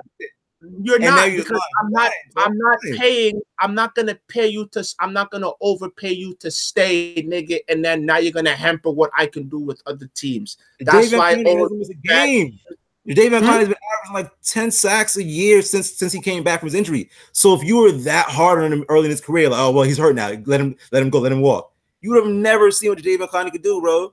Because you're always like, oh, he got hurt, let him go. That's not the way it works, brother. Well, once Odell's injury, it wasn't season. I think if they had something to play for, he would have played. I think it was just a matter of we just paid him. Why would we bring him back? We're playing meaningless games. Exactly. There's no reason why he should have came back. The team was awful. Odell Beckham Jr. can go. I want Odell. I want to draft better, and like I don't know. Hopefully I don't know what we're doing. I don't know what we're doing at quarterback. And now Giants fans hate him because of what? I don't know. Nigga, you just want to call the nigga handsome on Twitter. I'm not listening to that. But you haven't given a reason why you hate him yet. I told you I'm not paying him. We don't need him to win. Like, we don't need him to win. He's more trouble than worth. The one game you drop, or literally, nigga, like go get off that 2013 team went to the playoffs, 11-5. Take him off that team, or are we making the playoffs? No. Okay, no. What are you saying? What are you saying? Okay, what are you saying? Okay, Joe. You could have put any comparable wide receiver at that position, and we would have the same thing. Not that. We went 11-5. No, 11-5. Mike Evans on that team, we would have won 11-5. Julio, Hopkins, and guess what? They all got paid. They all got paid. Right? You could put one of the better receivers, and then they'll say, okay, maybe. These guys are all top receivers. You say you don't need a guy like Odell was back up to win the game, right? Right? You're naming good receivers. You're not naming guys like Golden Tate. You're not naming guys like Doug Baldwin, elite receivers. Mike Evans, Julio Jones. They're all elite receivers that got paid. So what are you saying, son? What are you saying? I'm saying they're not, and none of them have led to winning anything, nigga. Like, they just. You know why you want to instead of Odell? It's the same thing. The same thing. I'm saying the same thing across the board, nigga. Like, AB, you can go, nigga. Like, AB, you can go, nigga. You don't need elite receivers to win big in the NFL. At least Eli doesn't, right? So I said take him off the team and then give him any other receiver. You said Julio Jones, Mike Evans, other elite receivers. You're saying the same thing, bro. You're agreeing. You're counteracting your own point. You're contradicting your own point, bro. You're making my point. Odell's an elite receiver. He won 11 games, or they won 11 games with him. Take him off the team, they don't win that. Put another elite receiver, they win 11 games. It's the same thing. If you have an elite receiver, keep him. It's that simple. They could have did the same thing if you put Alshon Jeffrey on the team, nigga. Win with he can win. You could win.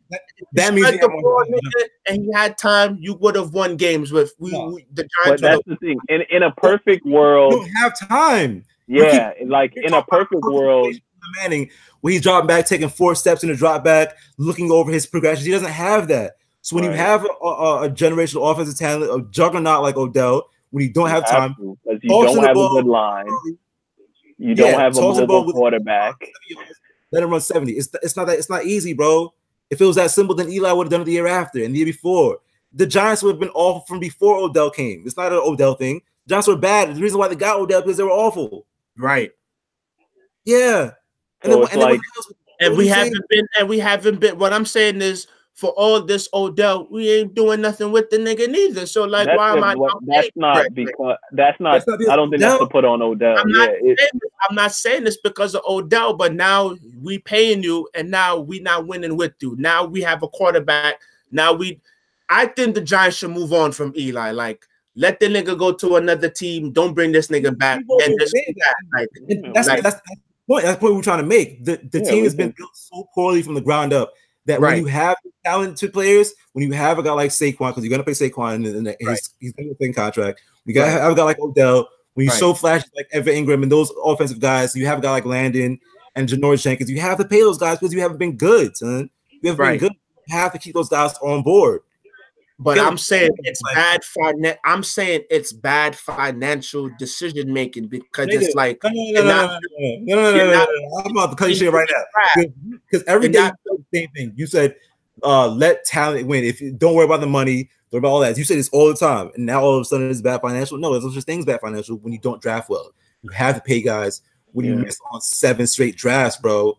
You miss on 7 terrible drafting. That's what it all boils down to. They drafted that's what killed them. So I'm not gonna pay. The Knicks is gonna end up doing the same thing with KP, and I'm gonna be upset. Like we're gonna overpay, and now that's gonna hamstring us from doing it because we're gonna pay this nigga more bread than he No, but you don't have paying KP doesn't hamstring you from anything.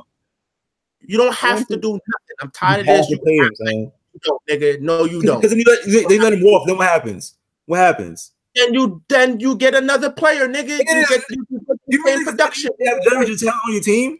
You really think it's that easy to draft? You can't do that in the NBA, especially because like players that are good, like that are not replaceable. It's not easy to find good players in the draft. It's not easy, son. This is why the Raiders are terrible. You ever thought of that? The Raiders traded Khalil Mack because it was like we could find another one. No, you have one already. You have it. Like you did all you want to. You're hoping to get draft picks to hopefully draft Khalil Mack. Exactly. So you already had him. Why would you let him leave? You get another Odell. You have him right here. Why would you let him walk? Get another KP. You have him here already. Why would you let him walk? Oh, we have Kobe. We trade him to the Clippers. You have him here. Why would you want to trade these guys? Why would you let him walk? You have him ready. Even more so in the NBA. Because KP doesn't have okay, next we get another guy. It's not easy, bro. Joe Smith was the #1 pick in the NBA. You remember that? Joe Smith is awful. Yeah, it's like when you make a deal for like the 8th first round pick and it's the 8th pick. It sounds good in theory, and then like the draft comes around and then that pick is like Miles Bridges, and then you're like, come on, son. Was it real? Come on, man. It's tough. Come on, it's not easy. If it was that easy, then everybody would have a champion. If it was that simple, then everybody would be a superstar. Everybody would have a champion. When you have a guy, don't trade for another guy like that guy. You already have that guy. Understood. I'm saying the way this all came about in terms of players thinking they're better than they are in terms of Jimmy Butler, and I said, AB, that's his man. I'm saying that's fine. If you look at the trouble that you're causing, AB, I agree with AB. I agree with all of this. But this is psychology of an athlete. You're talking about the mental state of an athlete now. You're not talking about the decisions that the team makes because the team is still looking out for themselves. Like, even though he's a headache, he's our best player, and we're not going to get anything of value for him. You can trade AB for 3 first-round draft picks. You're not going to get You're not going to get value for him. You just won't. Right. It's like you're not. You can't catch the year. You won't get that from anybody. Right. Juju is a good consolation prize, but it's like what's going to happen when he gets all the attention on him? You have no left Bell because you didn't want to pay him. See what happens to that? They didn't make the playoffs this year. No left Bell. You pay Antonio Brown. Now Juju's your one guy. What happens to him now? He's now a 70 catch guy. 4 touchdowns, 800 yards. He's fucking Jarvis Landry now. You can't do that. When you have a guy, you take care of him. It's like, okay, well, you're not gonna get value for that guy. You're not gonna get value for a KP. You're not getting for Odell. You're not getting for Aaron Rodgers. All those even worse than the NBA. Like you can't. Especially in the NBA, you're not getting it. It's a crapshoot every year. My whole thing is like, I don't like when you say have to. Like you don't have to do nothing. You cut in the check. So it's like if you make smart financial decisions from jump and you pay niggas like you say, you don't have to go over the top and pay an extra 15-20 mil to this nigga. Like he's on you to the nigga. But when you doing the funny shit like you doing with Bell, you bitching over $2-3 million. You ain't paying him at all. Now you ain't make the playoffs because you thought you were gonna get the same production from Connor. And that's why he got hurt. You didn't make the playoffs, AB over here crying. So it's like you look stupid. Point, that's the point. Once you have those Lev Bell's another guy that was a top 2 running back. You're talking about a top 5 player in the league when he was playing, when he was like healthy. He's 100 catches, 200, 300 carries, 1,400 yards. He a top 5 player. If you have him, you got to come up with the money. Like, all right, well, we'll figure it out. Because what he was arguing, what he wanted was like $50 million more than he was offered. It was like it wasn't a considerable amount of money. It was like, all right, well, it's a little bit more money to pay him for that security that you're gonna get from him. A guy who doesn't get hurt. You know what I mean? He misses a few games, but he's been fairly durable his whole career. He takes pressure off Antonio Brown, off of what's his name? Juju, and then he makes Ben Roethlisberger's job 10 times easier because Ben is not in the backfield scrambling, looking for AB, getting smacked in the face with other. No, you got to take care of those guys. You got to pay those niggas. And that's the same thing with Odell. The same thing with AB and Julio and all those niggas who are gonna want money in the future. Mike Evans is up for a new contract soon. He doesn't want to play for Tampa Bay anymore. So if you're gonna pay him, then pay him. But you just don't find guys like those anymore. Like once you have him, you keep him. If you can maybe find another guy, good luck. Juju was a strike of God. They found Juju like that. So it was a strike of God because no one saw that out of him. He was a 2nd round, 3rd round pick. He wasn't a big player. He was niggas. He wasn't a big play guy. He was an okay receiver. Like he was a possession guy, but niggas ain't know he was that fast. That's really what it was. That's the thing. Yeah. So I'm like, so they took him to kind of like compliment. Okay, you're gonna be over here. You might run in this line. Like, no, he's a legit player, and that's tough, bro. You're not gonna find those guys like that. Like you might find a guy in the 2nd round. The Giants kind of got Sterling Shepard. He's been okay, but like.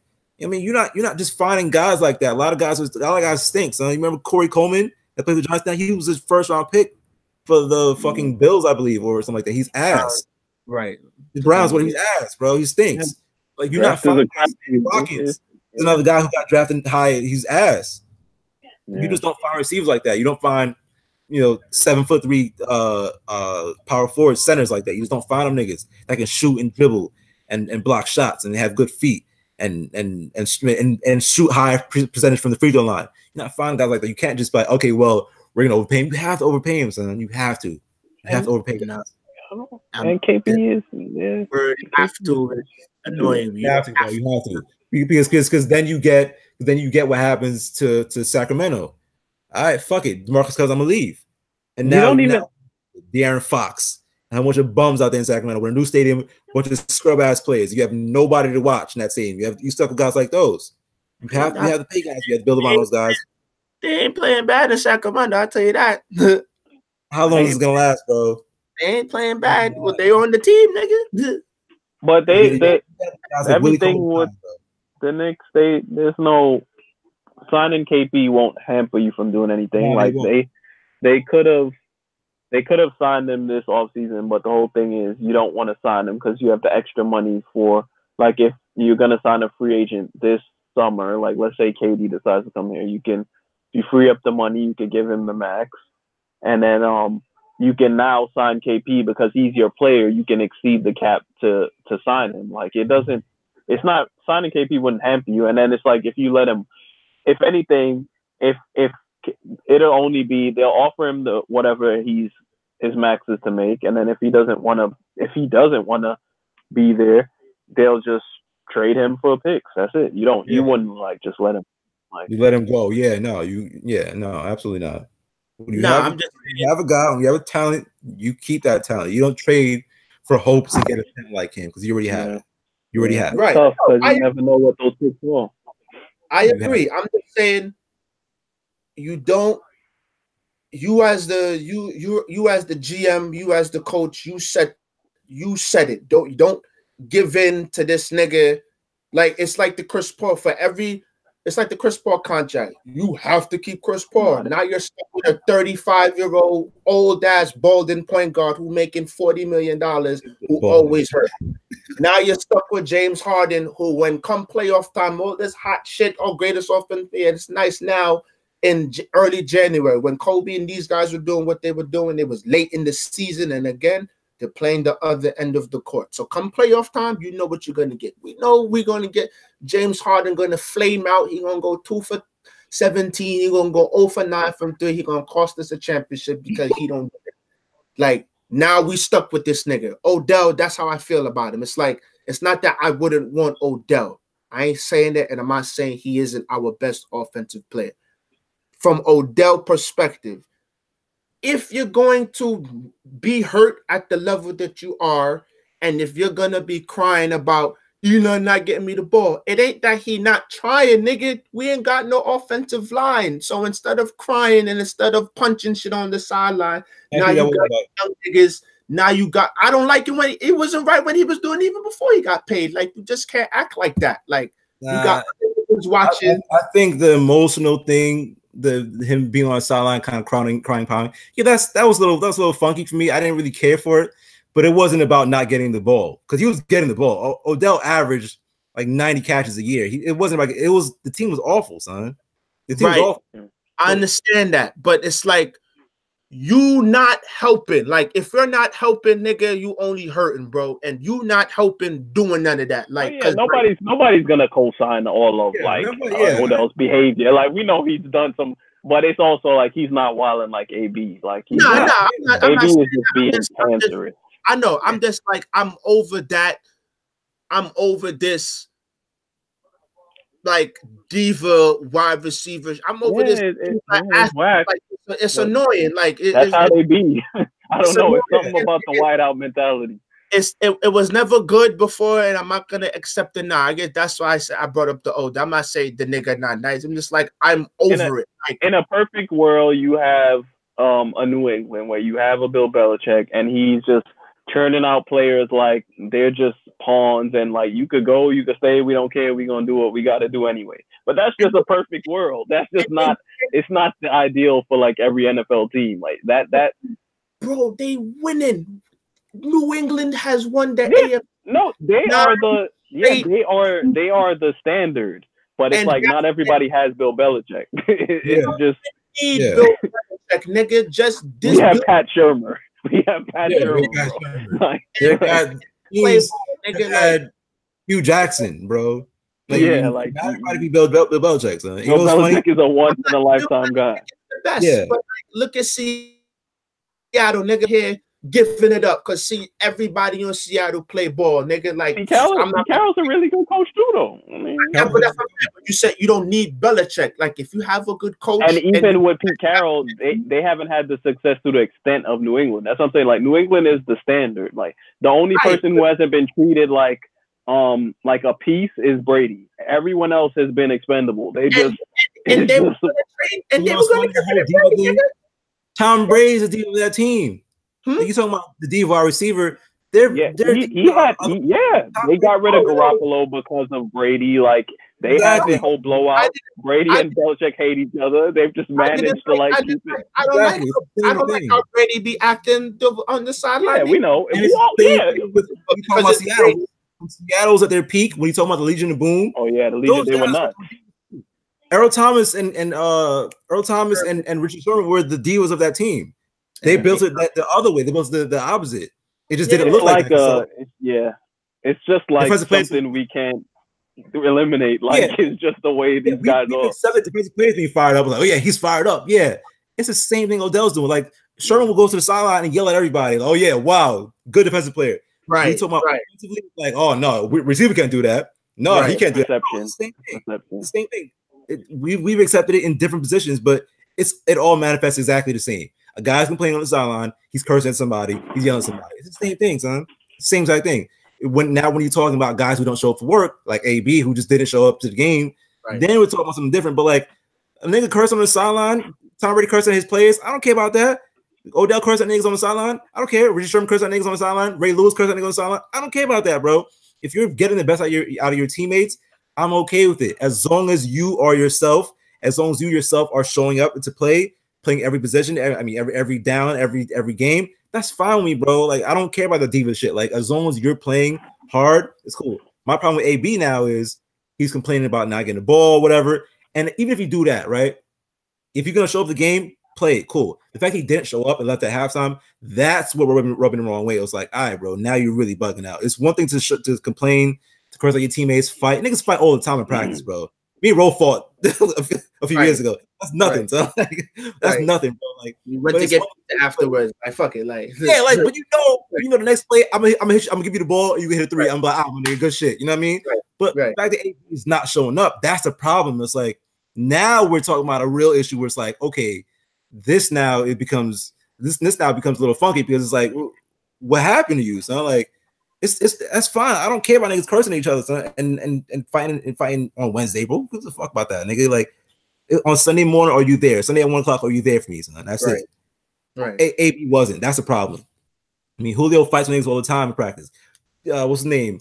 Cam Newton beat up what's his name? Josh Norman in practice. Like, and now they both all pros, you know what I mean? Or some shit like that. You know what I mean? Like they were both former all pros. So like I don't really care about that fighting shit or complaining or niggas not really being happy. And as long as you play on Sunday, I don't care, bro. I don't care about none of that shit, son. I don't care. AB didn't play. That's a problem. Nothing else. That's it. So who's winning the Super Bowl? That's tough, man. I don't know, man. Everybody has like that weakness. Yeah. I like New Orleans right now. Yeah, because they're playing at home. They playing at home. Their defense is been playing well. They have the best offense in the league outside of maybe KC. But they have the most balanced team. They're playing in the dome all up until the Super Bowl. So I don't know. I got New Orleans for now. Patriots. I mean, that's Patriots. I mean, you can't be mad at that. I don't see it. I don't see it, man. I don't see it, but like I never until someone. I wouldn't be mad if they out of of course, yeah. Another Patriots. Until someone beats them, I'm leaning toward Deion Sanders. Like they 11-5. They ain't been playing well, and they got to buy. We do this every year. We do this every year, yeah. And they in the Super Bowl. I'm going with the Patriots until somebody proves me otherwise, nigga. I'm not betting. I'm not putting my money on these niggas, nigga. No. And Patriots. Philip Rivers doesn't Philip Rivers. Like, oh, he's gonna Philip Rivers it. He's gonna Philip Rivers the fuck out of that game. I don't know why niggas don't like Philip Rivers, dog. That nigga nice. It doesn't matter if I'm not liking him. Like I know Philip Rivers can play, bro. He's the same. Him and Tony Romo are the same player. Same player. Every time Big Mama comes. He's fucking up, nigga. Rivers been playing with good teams his entire career. I don't hear shit. Oh, it's the most talented team. That's true. That's true. LT. They play with what's his name? Sean Merriman, Antonio Gates, the wide receiver. What's his name? The big wide receiver, that 6'5" nigga. I need to talk about Vincent Jackson. Is it Jackson? Yes. They play with Darren Sproles. He played with Marcus McNeil playing left tackle. He played with a bunch of nice niggas. Playing Jamak, Corner, Cromartie, son. Mad nice niggas. Philip Rivers gonna Philip Rivers the fuck out of that game. And I'm gonna just be like, of course. Right. You're right about that. Philip Rivers been doing this. I never understood the Philip Rivers thing. I never understood why niggas so quick to vote him ahead of Eli because his numbers. Like, bro, when it mattered, nigga. Eli, every quarterback Eli got butt naked. Eli got butt naked on the road. On the road, like every quarterback, every single quarterback, nigga said was better than Eli. He said, "Word, hold my beer, nigga. I'm getting naked." Like, butt naked, man. And then Rivers, he'll have 300. Rivers, Romo, they all in the same boat to me. They're like, the same person, son. Same boat. Like they got they counting numbers, yes, nigga. And then come fourth quarter, down 7, they're gonna throw the pick that they not supposed to throw. This like I'm a force into triple coverage. It's like you know you messed up, bro. Right. Like you messed up, man. But that's what I'm saying. It's like until someone proves me wrong, Patriots, nigga. And I like that's a safe bet, man. I can't be mad at that. It ain't even. It's just like they don't beat themselves, nigga. Like they wait for you to fuck up, and it's like gotcha. Like there it is. Yeah, there it is. Like you there it is. Right, you coming into the game, you worried about Brady, and you threw a pick. Like, bro, Brady's on offense, nigga. Like, you on offense too, nigga. Like, and I don't trust the really good team. I don't trust the Chiefs. I don't trust I don't trust the Rams. I can't. I don't trust any Andy Reid team, nigga. I don't trust Andy Reid. And at the end of the day, Mahomes has been inhuman, but he's still a rookie. Yeah. The only like team, golf. the other team I can see winning it is Seattle, nigga, because I'm on the Russell. I trust the pedigree. Yeah, I trust the coach. I trust Russell Wilson, the QB. my nigga. Russell Wilson, top 3 quarterback, nigga. That's we gonna find out. We'll see. They gonna play the Cowboys right tonight. Tonight, right? Yeah. Russell Wilson. I gotta lose feel that one. Like this nigga Russell Wilson, fucking nice, nigga. That's it, bro. That nigga nice. I'm taking him over Rodgers. I'm taking him over most niggas. The only nigga I ain't taking him over is Brady, bro. And Russ, I trust, nigga. I seen this nigga do phenomenal shit this year, like, bro. I got Drew Brees. Oh yeah, Drew Brees. You have a thing for short quarterbacks too, so it's dude, like, I told you that, man. Right. I told you short quarterback guys. I'm not even mad at that, but like, just the position, like, the only other nigga I can see, the only other team I can see winning the Super Bowl outside of the Patriots is Seattle, because this is like do whatever it takes, or maybe like I can see New Orleans because you got to go through that dome, man. Right, I can see the Colts making a little run because they just beat the Texans. It's like I can see Andrew Luck on the road. The Colts might do it because what's gonna happen in the playoffs is the teams that run the ball well are gonna do dirt. Yeah. Like Seattle's gonna play well because they're gonna keep the ball out of what's the name's hands. If they end up playing the Saints, Drew Brees not gonna see the field, bro. They're gonna run the ball down their throat all day long, son. All the teams that can play ugly football, I'm putting money on. This is why I don't trust KC. It's like, yo, all that tossing, granted on turf, I'm throwing the ball 50. It's not gonna work in the playoffs, bro. It's not work. Not gonna work. That's why I can see the Chargers getting bounced as soon as tomorrow. Like I can see the Ravens being the Chargers. The Ravens? Yeah. Oh, they get spanked. They get spanked. I can see it. They get spanked, bro. That Ravens defense is legit, son. Yeah, exactly. They're legit, and Lamar Jackson is gonna run 7 yards. I'm gonna run up. I don't see it. Run 7 yards, take a knee, slide, whatever. Cool. Right. And it's gonna be like that all day long. Philip Rivers gonna make that one. He gonna make that 160-yard throw that you need because that nigga live. Pittsburgh throw. That's it. Right. It's one. That one throw to receiver in Pittsburgh. Boom. There you go, Ravens. You won because it's gonna be 14-10 or some shit like that. Watch all that Rivers shit. I'm throwing the receivers 9, nigga. 14-10. Yeah. He's gonna throw 2 picks tomorrow. He's gonna get sacked 4 times, and that's it. I'm not fucking with Philip Rivers. He might fumble it too. It's gonna end with a strip sack. Yeah, like on 4th and 3. On 4th and 3. 4th and 3, a strip sack. That's gonna be the bad beat. It's gonna go to the house, nigga. Oh, go home and be a family man. It's gonna be Suggs. Suggs is gonna strip sack him, take it to the crib, 21-10, nigga. That's gonna be the score, nigga. That's gonna be the score. It was 14-10. Yeah, they're coming back, and then Suggs took it to the crib, 97 yards, nigga. Like 97 yards, nigga. On the 3 yard Oh my god. Oh my god. I'd feel bad for Philip Rivers if that happened to him on the 3 yard. On the 3 yard line. A strip sack, 97 yards. 97 yards, nigga. That would happen to Philip Rivers. That's something that could only happen to Rivers or Romo. That's something that could only happen to one of those two. They're the same nigga. They're the same. Rivers is taller, so that's it. They're the same nigga. Right. And he got Romo. And he shot punched the football like word. Other Romo than that, with a funky delivery. Yeah, nigga, I'm not doing this thing no more. I'm getting emotionally like I hate the Patriots. I know I'm from New York and I'm supposed to hate them, but nigga, fuck them niggas. No, fuck them. But like logically, no, nigga, I'm not. It doesn't hurt me. It doesn't hurt me to like watch them anymore. Like it don't. It don't. I don't like them to win, but it's like they never beat us, so it's like whatever. I'm numb now. Like the first two, I was like, damn, these niggas won. I can't believe it. The third, I'm like, all right. The fourth, I'm like, damn, nigga, how many times do you win? The fifth, I'm like, fuck it. That's it. So if they win 10 more, I'm gonna be like, yeah, whatever. That's right. Yeah, whatever. They're still doing that. And it's like I said, niggas niggas is too worried about Brady. Niggas coming to the game. Or you have to be, bro, you have to beat the Patriots. Like, you have to beat them in special teams. Belichick, like, bro. You got and they just wait for you. They'll dink and dunk and they'll take their time. They'll take their sweet time down the field. Nigga, touchdown. Wait for you to beat yourself.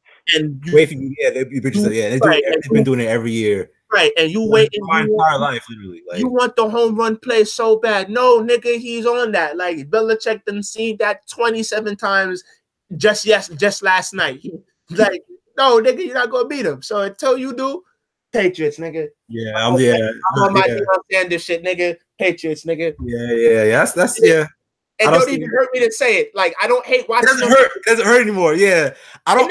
It never really did. I'm just like, I'm a New Yorker. You're New England. I have to hate you. It's in my blood. But even last year, I felt like the Pats winning was the lesser of two evils against the Eagles. Yeah, I was like, and you know, it's funny. I didn't want any of them to win, but it's like me neither. Yeah, Philly win that first, and it's like, man. Yeah, it's like it was so good just having them be championship-less. It was like the best thing. Like, but now it's like, oh, y'all are more annoying now. Like, I didn't think they could be more annoying. About everything. Where's Corey at, man? Corey be killing me. I think of Corey's. I've never. Like, why? Why did they give y'all a ring? License to talk about everything now. They're all experts now. Like, bro, you're not an expert. I've never, like, it's very rare. Like, Joe loves certain niggas, but it's like there's no real bias. Like, Donald loves certain niggas, and niggas that I talk to, like, they have their favorite player, they have their team, but it's never like they whole mindset run around this team or this city. Yeah. I've never in my life seen a nigga base his presidential election commentary based on what the Philly Eagles are doing. Like, bro, the Knicks run like the Eagles, nigga. Like, two different sports, nigga. Like, why about he doing something regarding like relationship, running like the Eagles, like trust them. Like, oh, like, talk about relationships, nigga. We got talking about Philly, nigga. Like, what are you talking about? Like, running like the Eagles. What? Like, nigga said, nigga draft like do the Philly special with your girl. Right. Like, what do you mean? Like, what does that even mean? What am I supposed to do? What's wrong with this nigga? I don't know what that means, Corey. Like, the night of the draft, it was unanimous. Saquon Barkley is the best player in the draft. Hear this dumbass nigga go, no, don't take him. Like, bro, what are you talking about? He's the best player in the draft. Like, who else you gonna take? Like, none of the quarterbacks were that good. Like, Darnold wasn't that great. Like, like, and then the quarterback draft class this year is even worse. So now we'd have a bad quarterback and now no Saquon if we listen to this nigga. No, like, get out my face. Like, Philly, I didn't know where he was going with that. Because now Philly, they have value at running back. Yeah, nigga, because they have other shit. Like, they got Alshon Jeffrey, they got a tight end, they got other shit. We ain't got nobody, nigga. Who else we gonna take, nigga? Like, you don't need the running back. They're not a running team. Like, that's not their style, nigga. Like, he's clear, unanimous. Every draft expert, every grade, Saquon was the best. No, don't take him at number 2. Huh? Because of value. No, nigga, he's the best player. That's it. Trust the process. Now you drafted 4-2, not even there no more. Nigga, go home. Nigga, like, we got to start. Jimmy Butler trying to jack up the process all the way. Out here wilding. Like, why would I want to do anything like Philly, nigga? Like, why? Like, why would I want to do anything like Philly, nigga? I'm with you. I picked the Patriots last year because I didn't want to hear these Eagle fans talking shit. Like, it just would have been so funny to see them lose again. Like, I've seen New England win enough. I'd be like, all right, okay. What? You think they'd be more like, but no, they're like, no, we're experts now. Like, no. We know. The only reason why they won, nigga, is because Malcolm Butler didn't play, nigga. Like, oh yeah, they cooked That's how wild Belichick is. Man. He's like, yo, I got enough of these. I could just bench this guy in the freaking Super Bowl. Like, what? That's the funny shit. They still almost lost because Brady got ass naked, nigga. Like, they still almost lost. So, like, this arrogance that Philly got and these sort, like, no, nigga. I was hoping Philly didn't make the playoffs, but Kirk Cousins is another Phillip Rivers, Tony Romo clone. Where like he worse than them. Kirk like Cousins is just a waste of life. He's never beaten a good team. Like on like 8:30 the game is okay. Just give him the L, nigga. Like don't even play. It's like wait, they above 500? No, all right. No, I'm good. Right. Oh, we on the road. Oh, okay. Like yeah. That's not the guy you pay $30 million a year. Not at all. And they gave him that bread. They gave him that bread, bro. They gave him that bread, guaranteed. Guaranteed. So what else would Aaron Rodgers ask for after you give that guy $30 million? Word, right? Like, he's like, all right, so I'm worth $80 million guaranteed a year. Give me the whole salary cap. Right. Just write a blank check, bro. Blank check. All right, yo, we done here. Salute. We out. Yeah, it was good talk, y'all. Good talk. Got a lot of laughs. So this thing, a bad quarterback. Right, yo. Philly. Like Philly. All right, yeah, that's good talk, y'all. Right,